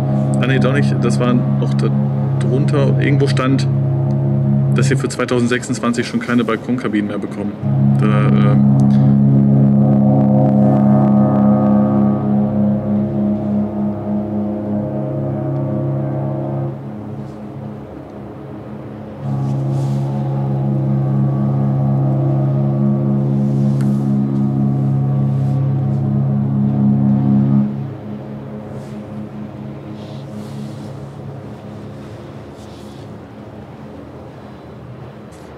Ja, ich denke mal, was so einer ultra kurzfristigen Buchung dann einfach entgegenspricht, ist einfach auch irgendwo Verwaltung. Ja. Na, so ein Gast, der muss irgendwie ins System rein, das muss alles entsprechend registriert und vorbereitet werden. Also ich könnte mir vorstellen, dass das dort das größte Problem ist. Es ist ja auch ein Schiffsmanifest auszufüllen vorab, wo alle Passdaten eingetragen werden müssten und so weiter und so fort. Das muss vorher auch angemeldet werden und entsprechend, ich glaube nicht, dass das funktioniert, aber ich würde meine Hand nicht ins Feuer legen. Ja, und da verabschieden wir Sie schon. Wir haben noch mal ein schönes Horn gehört.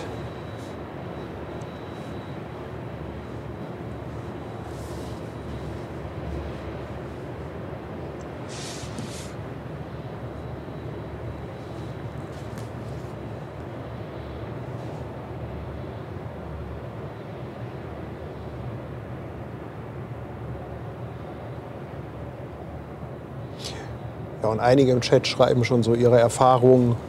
Also wer sich da interessiert, da ist es sicherlich auch gar nicht so verkehrt, mal im Chat so ein bisschen quer zu lesen, denn da sind doch einige Zuschauer bei, die schon einen Haufen Kreuzfahrten auch auf dem Buckel haben.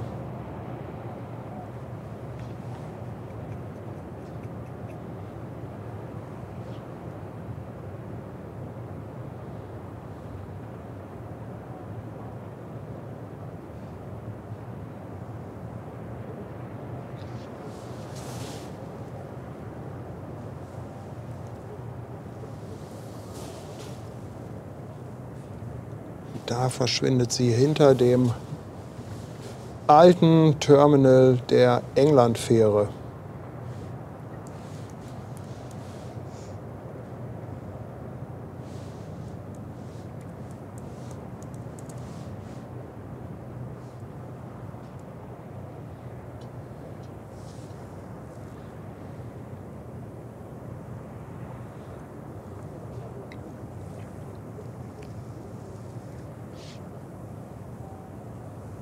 Guck mal, Maika schreibt hier auch, hat den Rollator bei AIDA gebucht und der war gleich am Terminal.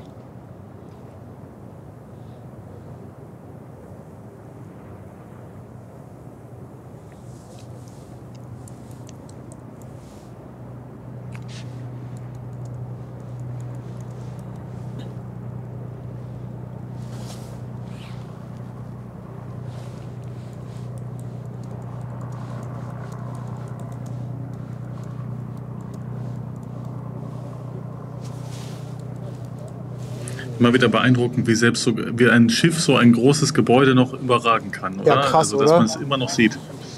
Jetzt haben wir natürlich auch das große Glück, dass wir hier im 7. Stock sind. Ja, Also okay. unser Aber trotzdem, schon neues beeindruckend. Büro. Aber das ist schon, wir hatten auch vor ein paar Tagen ein Containerschiff, das ist auch total beeindruckend. So ein 400 Meter Containerschiff, wenn das hier zwischen diesen Gebäuden dann plötzlich auftaucht, also dem Dockland. Da hinten ist ja das Cruise Center Altona, wo die AIDA Nova jetzt gerade ist. Also das ist schon wirklich sehr beeindruckend.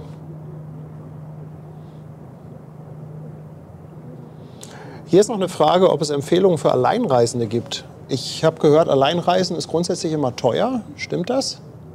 Ja, meistens schon, aber nicht immer. Es gibt dort Ausnahmen. In der Regel lohnt es sich relativ langfristig, sich zu kümmern, wenn noch die Kapazitäten dafür sind. Weil auf vielen Reisen wird dann ab einer gewissen Buchungslage sogar dann auch das Alleinreisendenkontingent begrenzt und dann ist es irgendwann gar nicht mehr möglich. Es gibt jetzt aber zum Beispiel auch mit der AIDA gerade kurzfristig noch Reisen. Also im April zum Beispiel eine Reise mit nur 10% Aufschlag, habe ich gesehen, interessant. Und auch einige andere Termine mit 25 oder 50% Aufschlag, was dann schon okay ist, muss man sagen. Weil sonst liegt es ja meistens bei 80% der Aufschlag, manchmal sogar 100. Also wenn ihr da Interesse habt, meldet euch bei uns. Da haben wir wirklich gerade auch kurzfristig jetzt noch ein paar Termine. Das ist immer da, wo es Restplätze gibt. Ansonsten lohnt es sich da wirklich ein Jahr im Voraus zu buchen und zu schauen, wo noch Möglichkeiten verfügbar sind. Ja, und es gibt auch Reedereien, die wir da im Angebot haben, auch wenn wir jetzt ins Luxussegment zum Beispiel schauen, da gibt es auch viele Reedereien mit 25% Aufschlag gerade, was wir da anbieten können. Ja.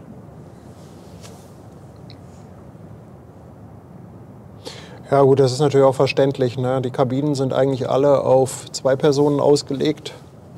Und, so ist es.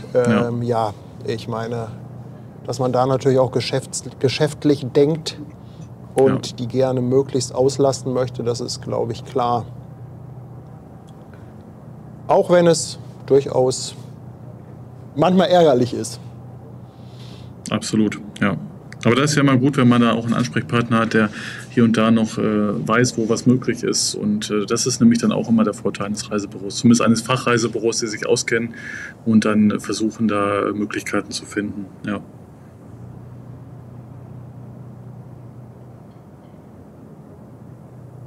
Da fährt sie, jetzt ist sie gleich direkt zwischen den Gebäuden. Sieht schon irgendwie ganz cool aus von hier oben, ne? Ja, wenn man dann nochmal so durch die Lücke gucken kann. Also Fabian, auf jeden Fall ganz, ganz lieben Dank. Ich finde das klasse, dass du uns hier mit Infos zur Verfügung standest. Ja, sehr gerne. Ist natürlich am Anfang, muss man immer so ein bisschen reinkommen, das ist klar. Ne, dann ist das ein neues Gesicht. Wobei einige kannten dich ja schon, für einige bist du neu. Da muss man sich dann erstmal so ein bisschen eingrooven. Aber ich würde das ganz schön finden, wenn wir den Fabian vielleicht so ein bisschen so als, ja, ich sag mal so als Telefonjoker, Kreuzfahrten Genau. hier so ein bisschen haben können. Also wir haben ja auch die Möglichkeit, das einfach per Telefon zu machen. Wir müssen das gar nicht immer mit einer Videoschalte machen. Ja. Vielleicht haben wir auch irgendwann mal die Möglichkeit, wenn du auf einer Kreuzfahrt bist, dass wir dich dann vielleicht doch mit einem Bild mal dazu schalten. Und Ja, gerne, gerne. meine Idee ist eigentlich, das auch so ein bisschen sporadisch zu machen. Also das soll jetzt nicht so sein, dass wir dich jedes Mal bei jedem Kreuzfahrtstream dabei haben. Aber so hin und wieder, weil dann stauen sich natürlich auch ein paar Fragen auf. Dann macht es auch Sinn, ein bisschen länger was zu erzählen. Ne? Und Genau, gerne. falls du dann mal in Hamburg bist, natürlich auch sehr gerne hier live vor Ort. Ja, das sollten wir auch mal hinbekommen. Vielleicht sollten wir einfach mal gemeinsam aufs Schiff gehen und eine Kreuzfahrt machen und die Zuschauer mal mitnehmen auf das Reiseerlebnis. Ja, du, das ist doch was. Oh, jetzt hast du was Jetzt, gesagt. Und weißt du was? Der Chat Der vergisst Chat nie vergisst nicht, Fabian. Ach so, ja. Ja, würdest du Okay. mit mir so eine Havila-Tour machen? Würdest du mit mir so eine Nordgeschichte machen? Ich glaube, da gibt es auch sogar was. Mit 3 Tagen geht das, glaube ich, schon los, oder? Ja, du kannst Kann das natürlich sein? generell immer Port to Port fahren. Also, aber grundsätzlich, was es gibt, du kannst halt eine Strecke buchen in den Norden, das sind dann aber 6 Tage oder halt die Südstrecke. Die meisten buchen es aber halt hin und zurück. Ne? Aber Ja. man kann auch nur eine Strecke fahren. Ja, 2 Bielefelder in Gefahr. Herrlich. 2 ja Bielefeld. das ist Oh doch je. mal eine Headline. 2 Bielefeld. Das ist großartig. Ja. 2 aus der Kreuzfahrtmetropole Bielefeld, Genau. direkt vom Obersee. Ja, stimmt. Vom Obersee in die Aber das weite sollten wir mal Welt. nicht aus den Augen verlieren. Das finde ich schon eine schöne Idee. Und Finde ich glaube, auch das für die richtig Zuschauer- großartig. Also ich hätte da Bock drauf. Ich hätte da Bock drauf.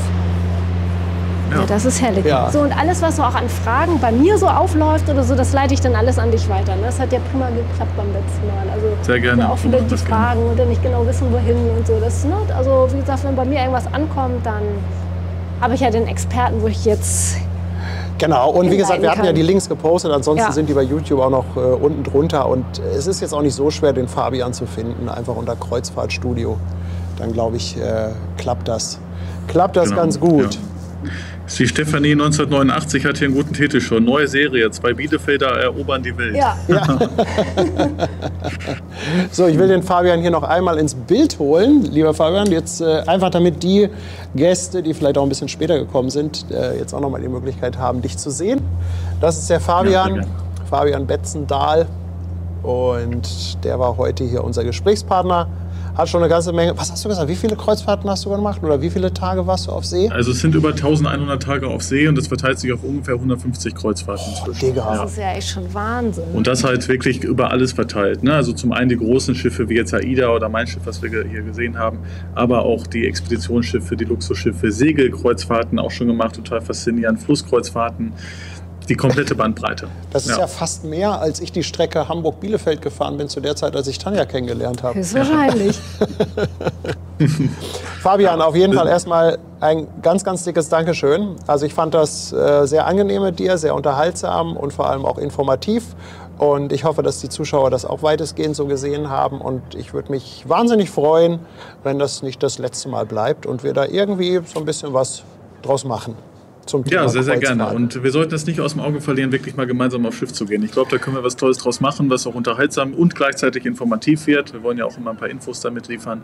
Und hat mich auch sehr gefreut. Vielen Dank für die Einladung. Und ja, allen Gästen auf AIDA Nova, die gerade an Bord sind, eine wunderschöne Reise. Genießt es. Gerade jetzt Norwegen, Oslo, der verschneite Oslofjord. Das ist alles weiß gepudert dort oben mit Schnee. Habt viel Spaß an Bord. Und ja, allen anderen noch einen schönen Abend wünsche ich. Ja, dann Vielen, würde ich vielen sagen, Dank, Fabian, dass du such da mal einfach warst. eine Reise raus. Ja. Das ist deine Aufgabe. Ja, gerne. Du musst die Reise raussuchen. Und Bekommen wir hin. So machen wir Ja. es. Also, Alles klar. Danke euch, einen Danke, schönen mein Abend für Lieber. euch und dann würde ich mich verabschieden an der Stelle. Alles Vielen, klar, vielen bis Dank. dann und liebe Tschüss. Grüße nach Danke. Bielefeld. Tschüss. Danke, tschüss. So, So, jetzt hast du dich wieder in ein Abenteuer reingeritten. ja, wieder um Kopf und Kragen geredet. Aber findest du doch eigentlich auch cool sowas? Also, Eigentlich würde ich das nee, cool ich finden. weiß, dass Ich du glaube, das ich gut würde das cool findest. finden, ja. Ich hätte auch echt Bock, mal wieder eine Reise zu Was machen. sagt die Community dazu? Die muss man, glaube ich, gar nicht fragen. Nee, ne? So.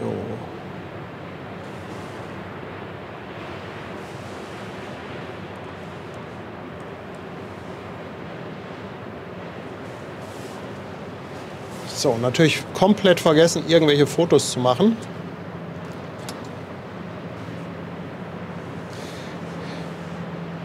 Und ich muss noch mal schauen, was hier passiert ist.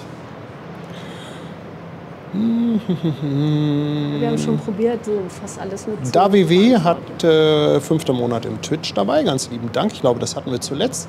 Emily hat noch 2 Euro Superchat dagelassen. Emily, danke dir vielmals. Dann Elke, 3 Euro per PayPal. Und sie schreibt, schön, dass wir wieder auf Sendung sind. Ja, wir freuen uns auch und ich hoffe, dass wir uns auch, oder zumindest ich mich auch mal die Tage wieder aus unserem Nest hier rauswagen kann. Ist natürlich sehr schön, dass wir jetzt die Möglichkeit haben, hier auf Deck 7 auch so ein bisschen wettergeschützt zu stehen. Gerade jetzt, wo wir so in den letzten Zügen unserer Krankheit liegen. Da ist das natürlich ganz gut. Wenn wir jetzt draußen gestanden hätten, wäre das natürlich nicht so einfach gewesen. Aber ich hätte, mal gucken, vielleicht gehe ich morgen mal wieder vor die Tür. Ich muss mal gucken, ob das Bubendei-Ufer noch da ist. DJ Sven Kinder verschenkt noch eine Mitgliedschaft. Mensch, Sven, ganz, ganz lieben Dank an dich. Schon wieder. Felix Dieser auf Twitch dabei. Schreibt Hui und lässt im 2. Monat ein Sub da. Dankeschön.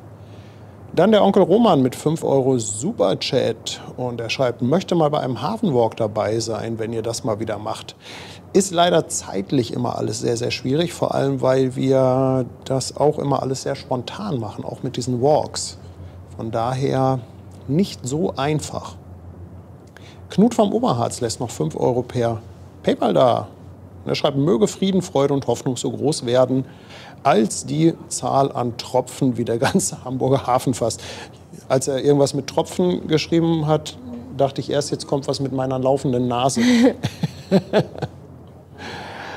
Sven, DJ Sven Kinder, nochmal mit 2 Euro Superchat dabei. Er freut sich über den großartigen Anblick. Danke dir, Sven. Dann nochmal Chris Germany. Der ist im 2. Monat mit einem Prime-Sub dabei. Dankeschön. Guck mal, der Whiskyhase ist auch immer kreativ. Er schreibt 5 Euro Superchat für Telefonkosten für die Buchung einer Schiffsreise für Paddy und Tanja. Ja.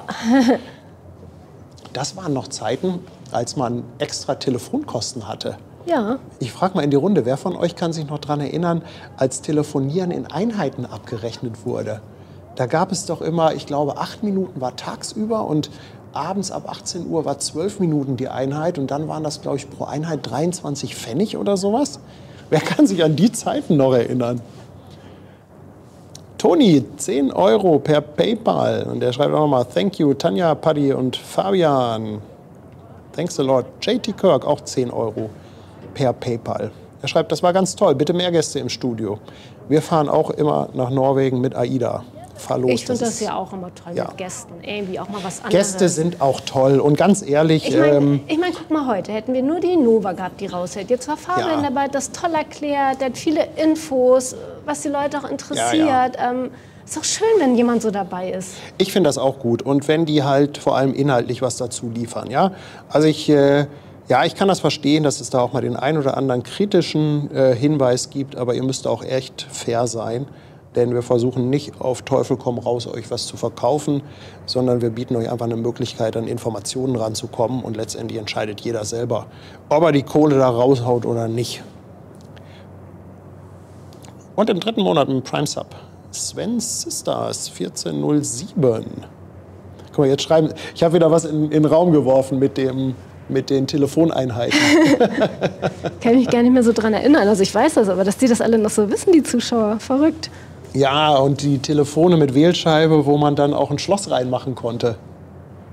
Oh ja. Guck mal hier, Hexe schreibt das auch, sogar mit Schloss zum Absperren. Oder hier Volker am Anfang mit Modem, BTX. Ja. Ein Telefon für die ganze Familie, finde ich auch süß. Von Sabine. Ja. Ja, und das stand dann meistens irgendwo an zentraler Stelle, irgendwo am Flur. Da war dann so ein kleines Tischchen, da stand das Telefon drauf, daneben ein Stuhl und teilweise hatte man dann darunter so ganz abgefahren so ein Telefonregister. Da konnte man so Knöpfe drücken für die Buchstaben, A, B, C, D. Und dann ging unten so eine Schublade auf mit dem entsprechenden Blatt für die Telefonnummern unter dem Buchstaben.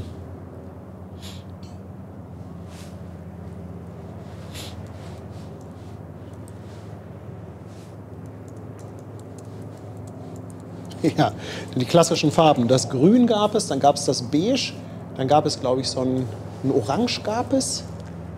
Ich glaube, das waren so die Hauptfarben, oder? Ich muss mir mal kurz die Nase putzen. Bist du denn mit deinem Chat da soweit? Ja, so, ja. Achtung, einmal Ohren zuhalten. Typhon.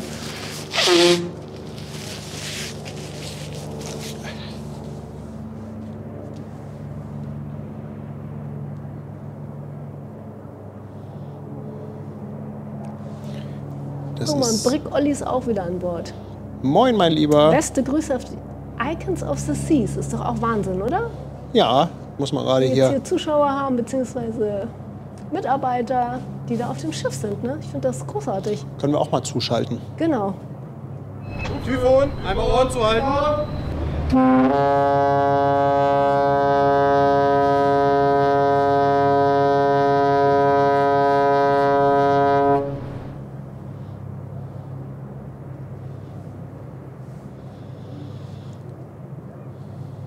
Ja, Holger schreibt, was sind wir alles Oldies? Was sind wir alles Oldies? Kann sein, dass die unsere Barkasse wieder zurückkommt. Kommt die Barkasse? Die Birgit. Ja, ich werde mal. Hat jemand gerade geschrieben? Ich drehe mal an der Kamera. Müssen wir mal gucken, ob sie da irgendwo kommt.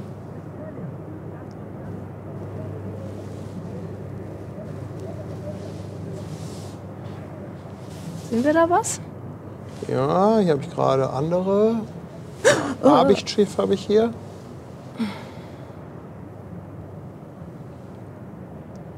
Muss mal etwas weiter rum.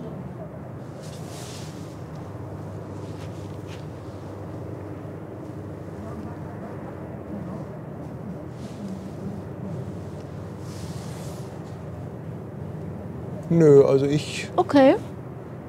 Na gut. Dann. Keine Ahnung. Also irgendwie, Andi sagt auch unter uns. Nee, die ist schon durch, glaube ich. Ah, okay. Oder? Habe ich wahrscheinlich verpasst. Ich drehe mal zur anderen Seite ganz schnell. Ja, ich glaube, die ist Richtung Landungsbrücken jetzt. Kann das sein, dass sie da ist? Warte.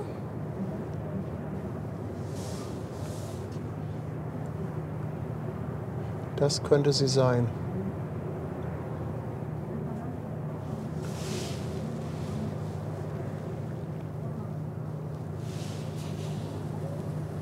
Das könnte sie sein.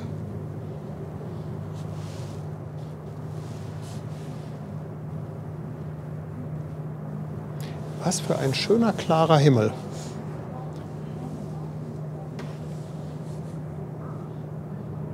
Und Rotti Chris fragt, ob du dir vorstellen könntest, auch mal aus Miami zu streamen. Ja, das hatten wir schon oft überlegt. Ne? Miami habe ich ja schon öfter mal so in den Raum geworfen. Für den Winter eigentlich super. Schön warm, viel Kreuzfahrtschiffe, ein Containerhafen auch in der Nähe, der auch nicht so klein ist. Alles relativ dicht beieinander.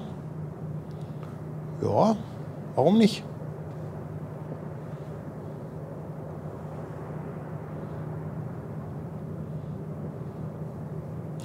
Jetzt muss ich mit Fabian nur noch klären, ob wir beide in einer Kabine sind. Oh Gott, der arme oder Fabian. Oder ob wir den Luxus haben, jeder eine Einzelkabine zu bekommen.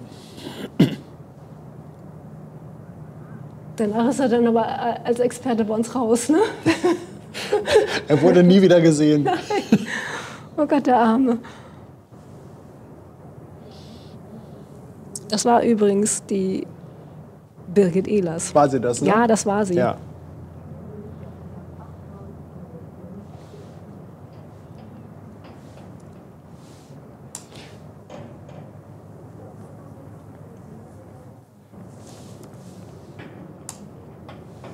Ja, ich glaube, wir haben es noch weitestgehend, oder?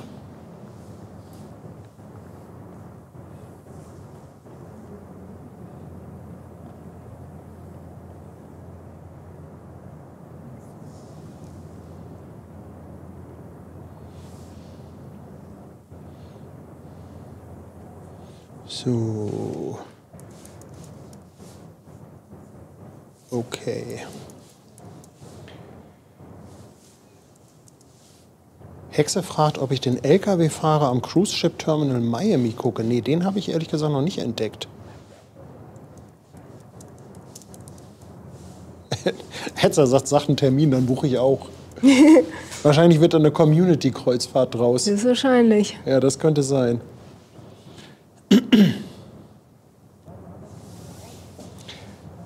So. 2 Euro kommen nochmal von Stefan. Er schreibt, die gute D-Mark, ich möchte sie wieder haben. Am Anfang haben wir immer umgerechnet. 1 Euro, das sind 2 Mark. Jürgen, auch nochmal 5 Euro Superchat. Die gelbe Telefonzelle für 20 Pfennig, später 30 Pfennig. Das waren noch Zeiten. Nummern auswendig gelernt, ja. Nummern auswendig gelernt. Also ich glaube, ich kenne tatsächlich noch die, also von meinem damaligen besten, von meinen 2 besten Freunden. Die Festnetznummer. Die Festnetztelefonnummer aus Bielefeld. 2 oder 3 kenne ich noch. Und das sind, glaube ich, noch 5-stellige Nummern gewesen damals.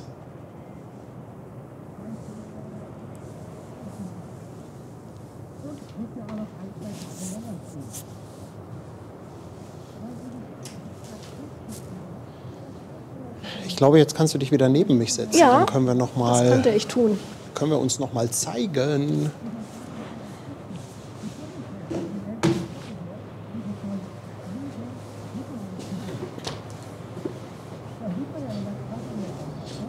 So, wo habe ich uns denn? Da habe ich uns auf dem Bild in Bild. Guck hier. Kommst du zu? Ja? Ich komme. Genau, du musst ein bisschen hier rüber. Ja. Komm ich mal ein bisschen dichter hier, ne? Ja. Hältst du das aus? Ja, guck mal hier, Johannes schreibt, wenn das eine Community-Kreuzfahrt wird, reibt sich Fabian jetzt schon die Hände. In der Tat, aber es sei ihm gegönnt, es sei ihm gegönnt. Ja. Man hört den Stream im Hintergrund, schreibt Robert. Nee, ich glaube, das ist, glaube ich, draußen. Ich glaube, das ist draußen. Da fährt, das ist, da fährt eine Barkasse vorbei mit Ansage. Ja. Mit Unterhaltung. Genau. Also Robert, das ist, glaube ich, nicht der Stream, sondern ja. Tokyo Express in Altenwerder geht auch noch raus. Ja, gucken wir gleich mal. Genau, was passiert denn hier sonst Ja. noch so? Wir verabschieden uns schon und vielleicht gibt es Guck mal, ja und noch was Heiko fragt, Tolles. warum hat denn der Moderator von Hamburg Hafen Live noch keine Kreuzfahrt gemacht? Ja, das ist eine gute Frage. Der Moderator von Hamburg Hafen Live, der ist bisher immer nur mit Containerschiffen gefahren. So ist das Ganze ja zustande gekommen. Also Was hast du immer zu mir gesagt? Ich krieg das immer nicht hin. Ein Schiff muss mindestens 300 Meter lang sein und darf höchstens 20 Mann Besatzung haben. Auf einem Schiff muss man 300 Meter gehen können, ohne einen Menschen zu treffen. Dann ist das genau meine Kreuzfahrt. Okay. Also so ist das Ganze entstanden. Ich war auf mehreren Containerschiffen unterwegs und auch Hamburg Hafen Live ist ja in erster Linie, sag ich mal so, auch so ein bisschen durch die ganze Frachtschiffreisen angetrieben worden. Und das mit den Kreuzfahrtschiffen, das hat sich dann so ein bisschen entwickelt. Vor allem, weil die zeitlich irgendwie auch immer, die sind viel berechenbarer als die Containerschiffe. Ja, und weil die Leute es eben halt toll finden. Ne? Also Leute lieben das. Ja, Also, genau. Aber nee, in der Tat habe ich bis heute noch keine gemacht, weil das bis heute irgendwie nicht so meine Urlaubsform war, wo ich gesagt das ist habe, ja auch das würde ich interessant gerne. für die Zuschauer. Du hast noch nie eine Kreuzfahrt gemacht und die können das live miterleben. Ist doch lustig. Ist doch besser, als wenn du jetzt schon eine gemacht hättest. Das Gesicht so. Und dann gleich mit Fabian an der Hand. Ist doch lustig. Die anderen Gäste denken alle, Fabian ist mit seinem Vater unterwegs. Und der Vater macht nur Blödsinn. Oh Gott, der junge Bengel mit seinem Vater.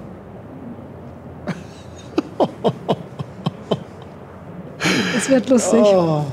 Ja, Ich weiß nicht, ob Fabian weiß, auf was er sich da eingelassen hat. der kann noch Spaß ab. Der freut sich auch mal, ist auch für ihn mal was anderes, einen Chaoten dabei zu haben. Sonst ist das immer eher gesittet und jetzt ist es mal, dann eskaliert es halt wieder, ne?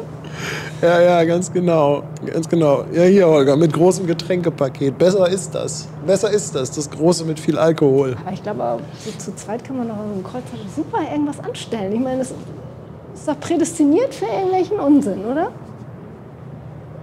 Wenn man da immer Empfang hat, Ja. kann ich meine neue Starlink-Schüssel mitnehmen. Ja. Ja. Ich muss noch mal kurz schauen. Guck mal, Honda ist auch da. Mario. Moin. Liebe Grüße, 14 Monate Fischmarkt. Und DJ Sven Kinder haut noch mal 2 Euro raus. Dankeschön. Hatte fragt, ob wir keine Heizung haben. Doch, aber wir haben ja hier die Fenster auf. Und man könnte sich auch nicht ganz so dick anziehen, aber heute ist es relativ kalt. Ja. Und besser ist das. Ne? Wir drehen natürlich die Heizung aus, weil das wäre ja totaler Schwachsinn. Ja. Die Heizungen, das sind halt auch so Heizkörper, die unten direkt am Fenster sind. Die drehen wir halt vorher immer ab. Dann machen wir die Fenster auf, stellen die Kameras in die Fenster. Und ja, ich sag mal so nach 1-2 Stunden wird das dann hier doch auch ein bisschen kühler. Und ich glaube, selbst wenn wir die anlassen würden, die Heizung, wird das nichts bringen, außer dass wir da einfach nur die Energie zum Fenster rausblasen. Ja. Carsten Brandt ist noch mal mit 12 Monaten Speicherstadt dabei. Wir mieten einfach das Deck 7 auf dem Schiff für Hamburg Hafen Live. Ja. Und 10 Euro Superchat nochmal von Gerhard aus Reutlingen. Moin ihr zwei. Paddy, ich habe gestern deine Urheberrechte auf das Wort es sensationell, meint er bestimmt, am Flughafen Frankfurt verletzt. Ja, da musst du gleich was ins Papier schmeißen. Somit hier meine sogenannte Strafe. Weiter so, macht Spaß, euch zu sehen. Ganz lieben Dank, Gerhard. Schön. Ich musste unsere Sensationell-Spardose da unten ins Fenster klemmen, weil die eine Tür immer zugeht. Oh, wenn das Andi kriegt. Ja. Aber also wer fragt, wir tun wirklich regelmäßig etwas rein in die Sensationell-Spardose. Ich habe das alles im Blick. Es ist ja auch alles festgehalten, er kann nicht schummeln. Und außerdem wollen wir da ja auch, dass da viel reinkommt, damit wir auch am Ende des Jahres was Gutes tun können. Also ja, also da wird auch ordentlich gesammelt und wir haben jetzt übrigens, wird jetzt auch der Zähler immer zurückgesetzt. Ja. Also nach jedem Stream fängt er immer wieder bei 0 an. Guck mal, Remo hat ihn gerade ausgelöst, das heißt, jetzt ist er bei 1. Ja, das war doch ein schöner Abend, oder? Ich auch. No? Ich finde das toll mit Gästen. Gäste sind immer gut. Das ist, und wenn die irgendwas mit der Branche zu tun haben, ist das finde ich, immer super. Guck mal, kreativ Andi schreibt, Türstopper kommt. Herrlich, oh Andi. Andi schlägt mich, dass ich seine Spardose Nein, das ist als jetzt auch nicht Türstopper schlimm. Also ich habe. habe das ja alles im Blick. Ja. Aber es war wieder sehr schön und sehr unterhaltsam mit euch. Vielen, vielen Dank, dass ihr dabei wart, alle. Was der morgige Tag bringt, schauen wir einfach mal. Wir hätten ja morgen Abend die Preziosa mal wieder. Aber sie ist immer wieder schön anzugucken. Sie ist immer wieder schön anzusehen, ja. Aber ich finde das auch schön, die Preziosa so von unten zu gucken. Also ne, Preziosa haben wir so oft auch schon überall gemacht. Ne? Ich finde, das ist halt ein Garant für Party und für Lichter und für groß. Und ich muss definitiv mal wieder, aber jetzt mal wieder raus aus Deck 7. Die letzten Male waren wir jetzt immer hier. Naja gut, hat sich ja jetzt auch angeboten. Ne?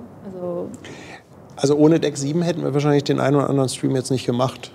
Aufgrund des Wetters. Insofern, guck mal, die beschreiben alle schon wieder coole Mütze. Ah, okay. Tanja wird noch Mützen-Influencerin. Das stimmt. Wo ist die her? Die ist von so einem kleinen Label aus Hamburg. Die heißen... Heißen die nicht irgendwas mit Uni oder so? Ich kann mal gucken, ob ich das gleich noch mal finde. Kann ich das hier noch mal reinposten?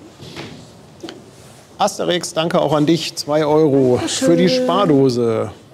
Und Christian Hering haut auch noch mal 2 Euro raus. Schreibt, bin noch was schuldig von gestern. Christian, niemand ist etwas schuldig.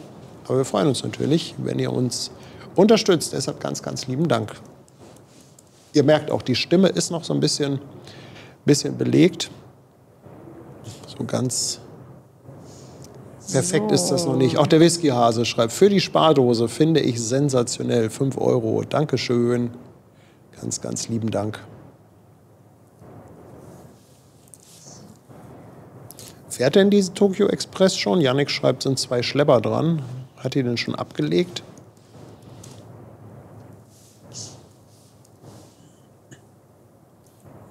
Ja, guck mal, Claudia ist ganz schlau. Ich schreibe, das muss doch eigentlich in der Mütze stehen, von welcher Firma Ich weiß das die ja. ist. Ich habe das ja hier schon. Ja. Stefan schreibt, Tokyo Express hat abgelegt. Ich mache mal gerade selber einen kleinen Blick hier in den Wesselfinder.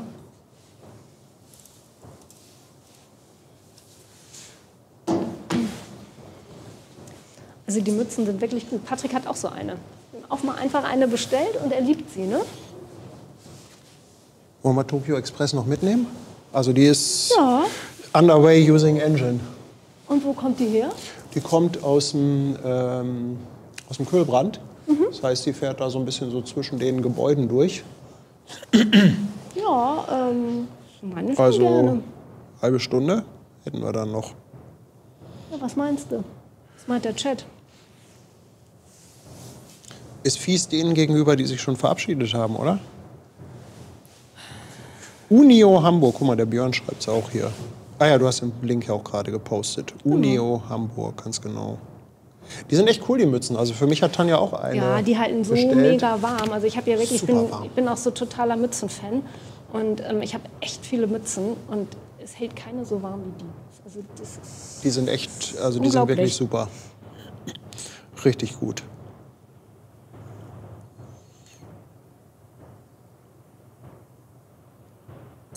Was singt Tokyo Express denn heute? War das nicht Tokyo Hotel? Tokyo Hotel, ne? Ich glaube ja. Ja.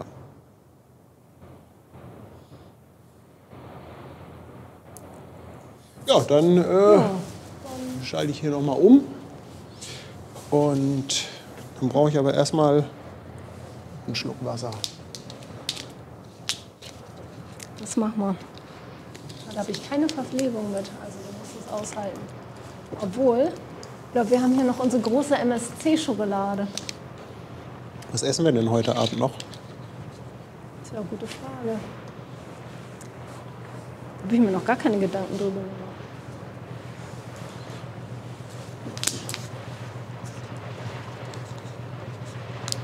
Dann will ich doch mal mit der Kamera in Richtung Kühlbrand schwenken. Mal gucken, ob wir da gleich irgendwo was entdecken. Dann können ja Claudia und Brigitte auch noch mal umdrehen und hier noch mal vorbeifahren jetzt, wo wir Können noch noch ein ein paar bisschen da Pirouetten sind. drehen.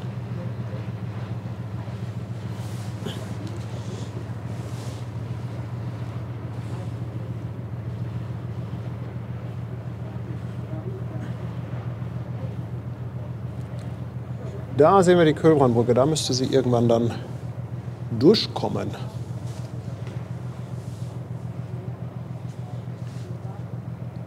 Neffe Krümel, 2 Euro. Will auch noch was in die Spardose schmeißen. Dankeschön. Dankeschön. Und Andreas Preuß, 5 Euro für eine Flasche Pommes. Danke. Und Stefan Vollmann nochmal 2 Euro Superchat. Tokyo Express als Zugabe.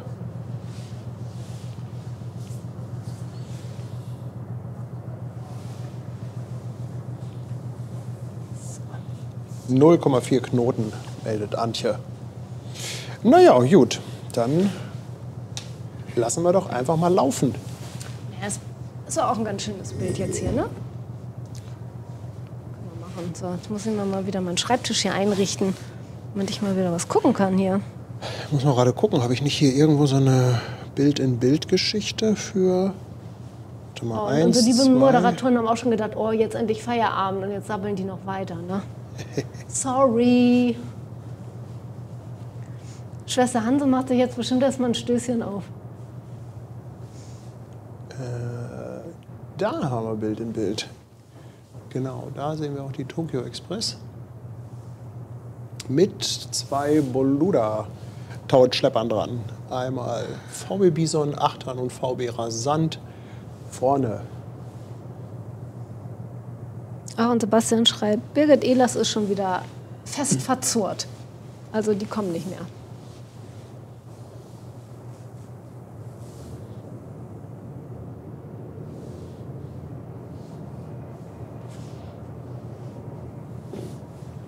Ja, die hat auch schon gut Fahrt drauf, die Tokyo Express. Also so ewig lange dauert das nicht. Im Bild haben wir ein bisschen die Köhlbrandbrücke. Müssten wir da eigentlich dann irgendwann auch sehen.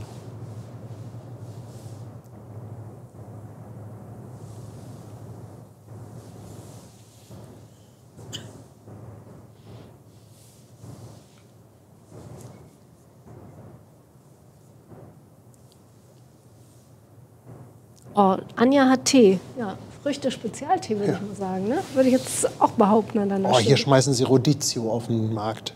Nordkalifornien hat vorgeschlagen, Rodizio ist doch gleich um die Ecke. Und Sebastian fragt, was ist Rodizio? Oh, Rodizio ist, ja, ich sag mal, Berge Fleisch, oder? Ist das nicht so ein argentinisches, eigentlich irgendwie so, kommt das nicht aus Argentinien? Es ist irgendwas Südamerikanisches. Könnte Argentinien sein, könnte auch Chile sein, das weiß ich nicht mehr genau. Auf jeden Fall gibt es da dann so Fleisch vom Spieß und die kommen dann so an den Tisch ran, schneiden dann da direkt. Genau, und kriegst du so ganz viele Beilagen und immer kommt einer rum mit so Spießen. Ja, und also Rodizio ist auf jeden Fall etwas für Fleischliebhaber. Andi sagt aus Brasilien. Ja gut, okay. Brasilien, ja genau.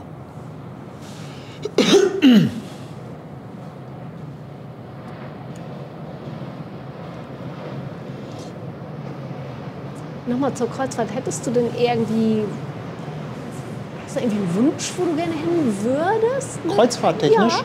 Also ich sag mal so, mein erster Gedanke ist tatsächlich irgendwas in Richtung Norden. Also ich war noch nie in Norwegen und tatsächlich so diese Fjorde und so, das wäre jetzt so was, wo ich spontan sagen würde, das wäre so ein erstes Ziel. Ich hätte auch nichts gegen Wärme, aber rein optisch glaube ich so Norden.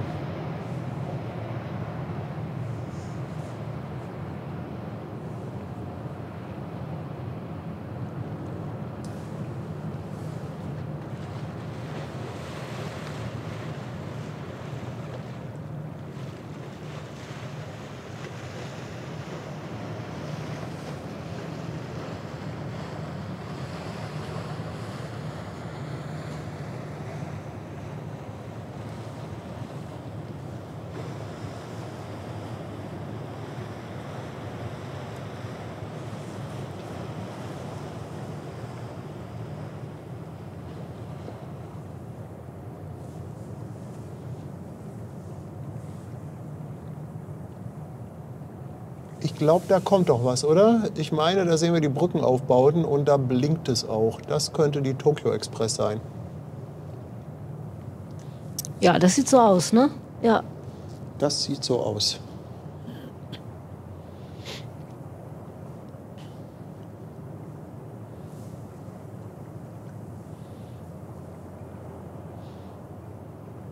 Michaelis, 4 Monate dabei, schreibt, AIDA hat Kabinen für Einzelreisende.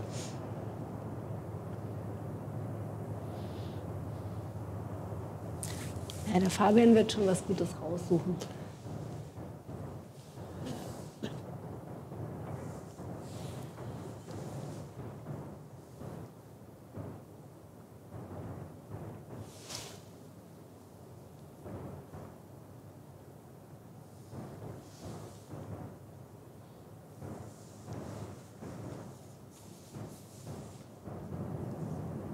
Wer die AIDA übrigens nachher noch mal sehen will, kommt doch an der Elbcamp vorbei, oder? Genau. Siehst du? Also im Anschluss an den Stream leiten wir euch dann noch mal weiter zur Elbcam. Könnt ihr denn nämlich auch noch mal schön gucken. Und dann könnt ihr da noch mal Hallo sagen.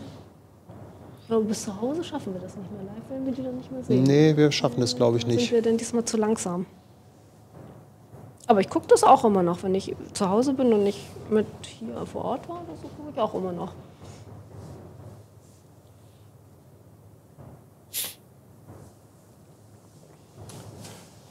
So, jetzt müssen wir mal warten. Tokyo Express, glaube ich, nicht das allergrößte Schiff. Aber gleich wird es da irgendwo hinter dem Gebäude hervorkommen. Sucht das Schiff. Sucht das Schiff. Hier wird noch mal gefragt, wer ist Elbcam? Ja, erklär das doch mal bitte. Ja, die Elbcam ist eine feste Webcam sozusagen. Ist in Hirstade, grauer Ort. Und da kannst du eigentlich alle Schiffe sehen, die Elbe rauf und runter fahren. Also da verpasst du kein Schiff mehr. Ist richtig toll. Betreibt der Dennis, dem sind wir auch befreundet. Und ja, das ist so irgendwie ganz toll, wer Schiffe mag. So Hamburg Hafen Live und Elbcam passen super zusammen. Freuen uns immer gucken, was so vorher nach Hamburg kommt. Das ist Sehr ein kleiner interessant. Treffpunkt Genau. so für Leute, die auch mal so zwischendurch gerne so ein bisschen chatten Genau. und sich ein bisschen austauschen möchten. Die treffen sich dann meistens so auf der Elbcam. Vielleicht können wir das hier schon mal schnell posten. Schiffe, Guck, Kaffeeklatsch. Genau, ist herrlich. Ja, und vor allem, es fährt da wirklich alles vorbei. Also was nach Hamburg will oder aus Hamburg kommt, muss da durch.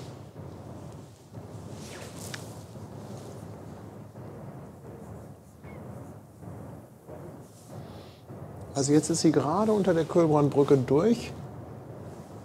Aber ich glaube... Nee, da kommt sie doch erst jetzt, oder?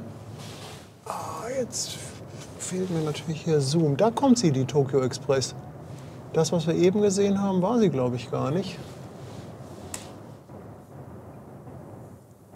Oder? Oh, Paddy und die Augen wieder.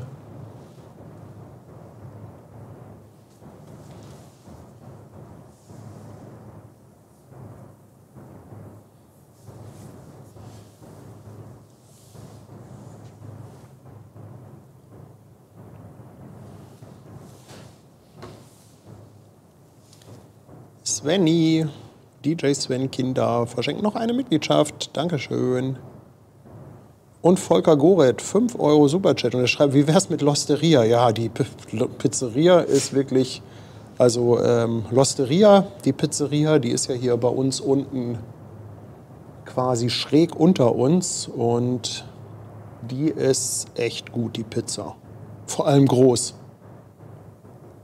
Aber die Pasta ist auch ganz lecker da, finde ich. Hab ich auch schon ein paar Pasta Mal ist auch gegessen. gut, ja. Aber die Pizza ist schon wirklich ziemlich fett.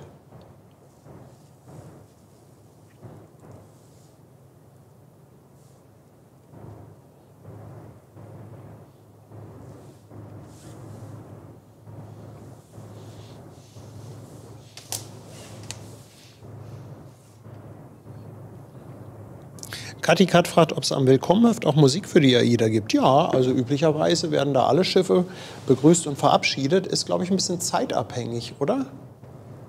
Wobei, jetzt ist ja noch gar nicht so spät. Nur weil es dunkel ist, wir haben jetzt kurz nach 7. Ich denke, die werden da noch verabschiedet.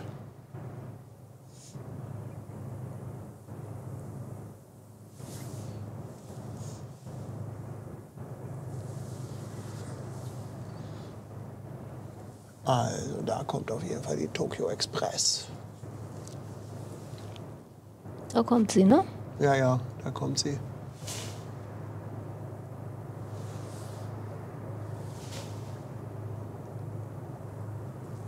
Also Andi schreibt 9 bis 22 Uhr, wenn die Schiffe verabschiedet.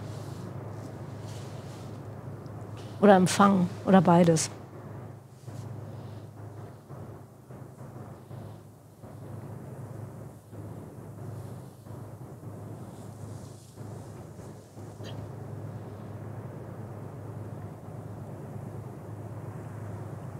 Da kommt sie.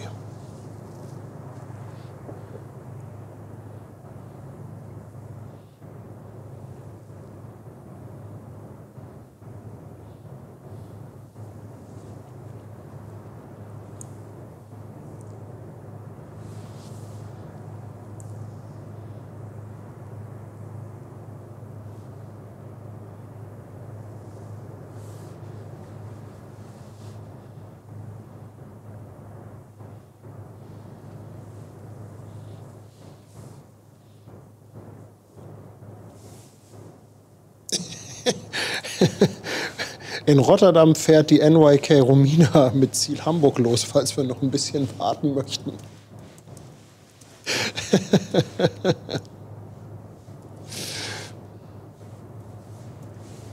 AB fragt nochmal, wie heißt die Elbcam? Ich habe das hier nochmal reingepostet. Ach, hast du es nochmal gepostet? Genau. Ansonsten... Wenn du dran bleibst, kommst du automatisch gleich dahin. Nach Haben wir nicht Streamende. auch diesen Befehl Elbcam? Ausrufezeichen Elbcam, funktioniert der nicht auch? Soll ich mal gucken? Ich meine aber, das haben die Moderatoren eben schon rausgehauen. Höchstwahrscheinlich.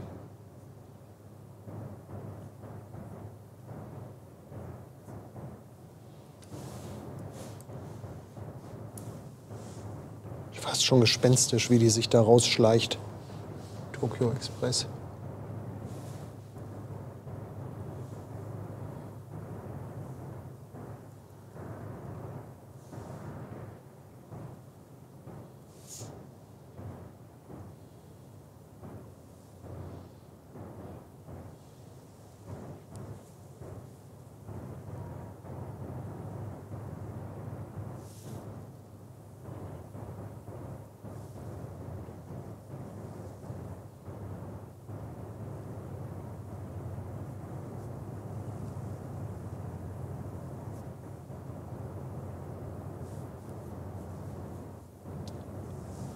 So, und da ist die Ausfahrt mit dem Pegelturm.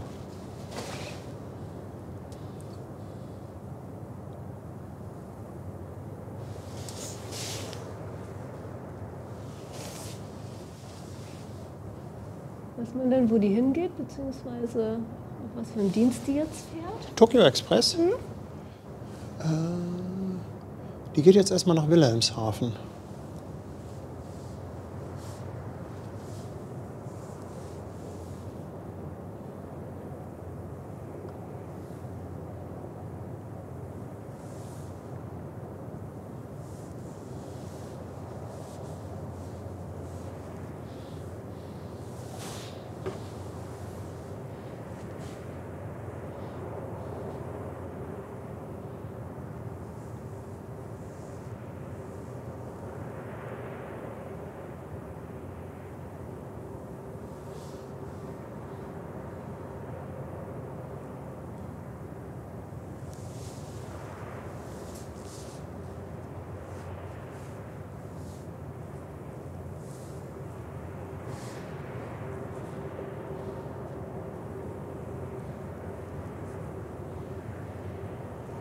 Oh, Thomas ist auch noch da. Fluggesellschaft. Macht ein bisschen Emoji-Power.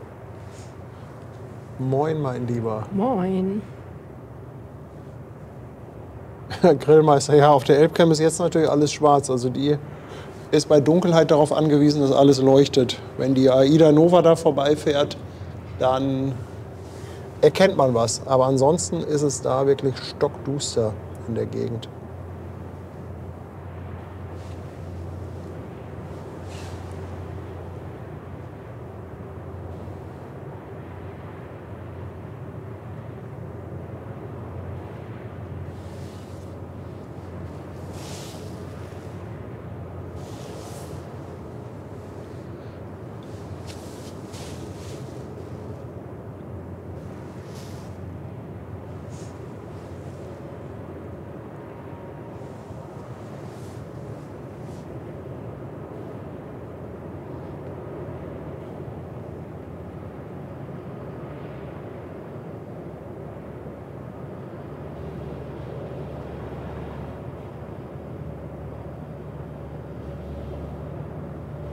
Oh, guck mal, die Tokyo Express gibt es dann auch noch bei der Elbcam nachher.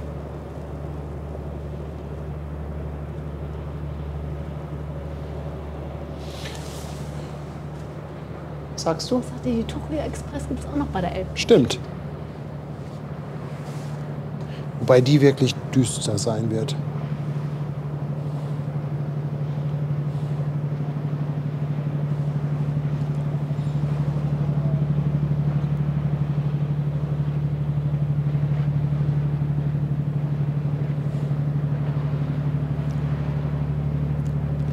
Grillmeister, die fährt nach Wilhelmshaven, ist die erste Station, wo die Tokyo Express hält.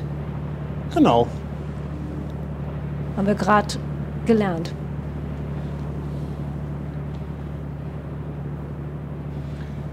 Ja, und ich würde sagen, mit der Tokyo Express verabschieden wir uns dann auch so langsam.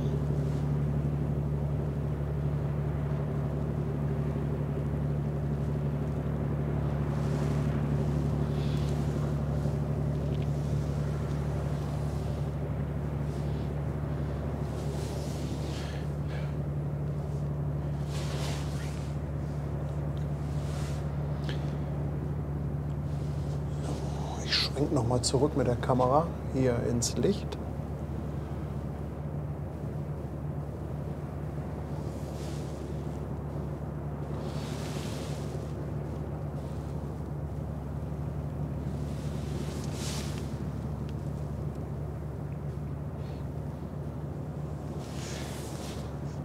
So, das war doch ein schöner Abend, oder? Mit einem schönen Abschluss. Bleibt eigentlich nur wieder einmal Danke zu sagen an euch alle für eure Unterstützung. Wollen wir noch mal ins Bild? Ja, auf jeden Fall. So, der müsste das sein, ja. Du könntest doch aber auch eigentlich mit Fabian bei Morten Hansen an Bord gehen. Das wäre doch lustig. Morten Hansen. Das wäre doch was. Morten, IBIMS, Ja, genau. Hamburg Hafen Live. Ja. Vielen Dank, dass ihr dabei wart. Ich hoffe, es hat euch gefallen, diese Ausgabe von Hamburg Hafen Live mit dem Fabian Betzendahl vom Kreuzfahrtstudio, der ein paar Infos rausgehauen hat zum Thema Kreuzfahrten. Falls ihr da irgendwie spezifisch was wissen wollt oder so, könnt ihr ihn natürlich direkt anschreiben. Vielen Dank, dass ihr im Chat wieder so aktiv wart, dass ihr wieder ordentlich reingehauen habt in die Tasten. Und natürlich auch ein ganz, ganz dickes Dankeschön für eure finanzielle Unterstützung. Es gab wieder jede Menge Spenden und auch wieder jede Menge abgeschlossene und verschenkte Mitgliedschaften auf YouTube. Aber auch auf Twitch war wieder einiges los mit vielen Bits und Subs. Dickes Dankeschön natürlich auch an unsere Moderatoren. Und an Brigitte und Claudia für die Performance hier vom Fenster. Die haben alles gegeben wieder da unten, ja. Brigitte und Claudia. Guck mal, und Andi, der Sattelschlepper, haut noch einen raus. 5 Schweizer Franken, es war sensationell. Ja, und ihr wisst ja, es kommt immer die Frage, wann streamt ihr das nächste Mal. Wir müssen es selber schauen. Wir müssen gucken, wie wir drauf sind, wie das Wetter ist. Und ja, mal gucken, ob wir morgen irgendetwas haben, was wir euch anbieten können. Gucken wir mal. In diesem Sinne, habt noch einen schönen Abend. Ein schönes Wochenende. Bis dahin. Tschüss, ihr Lieben. Tschüss.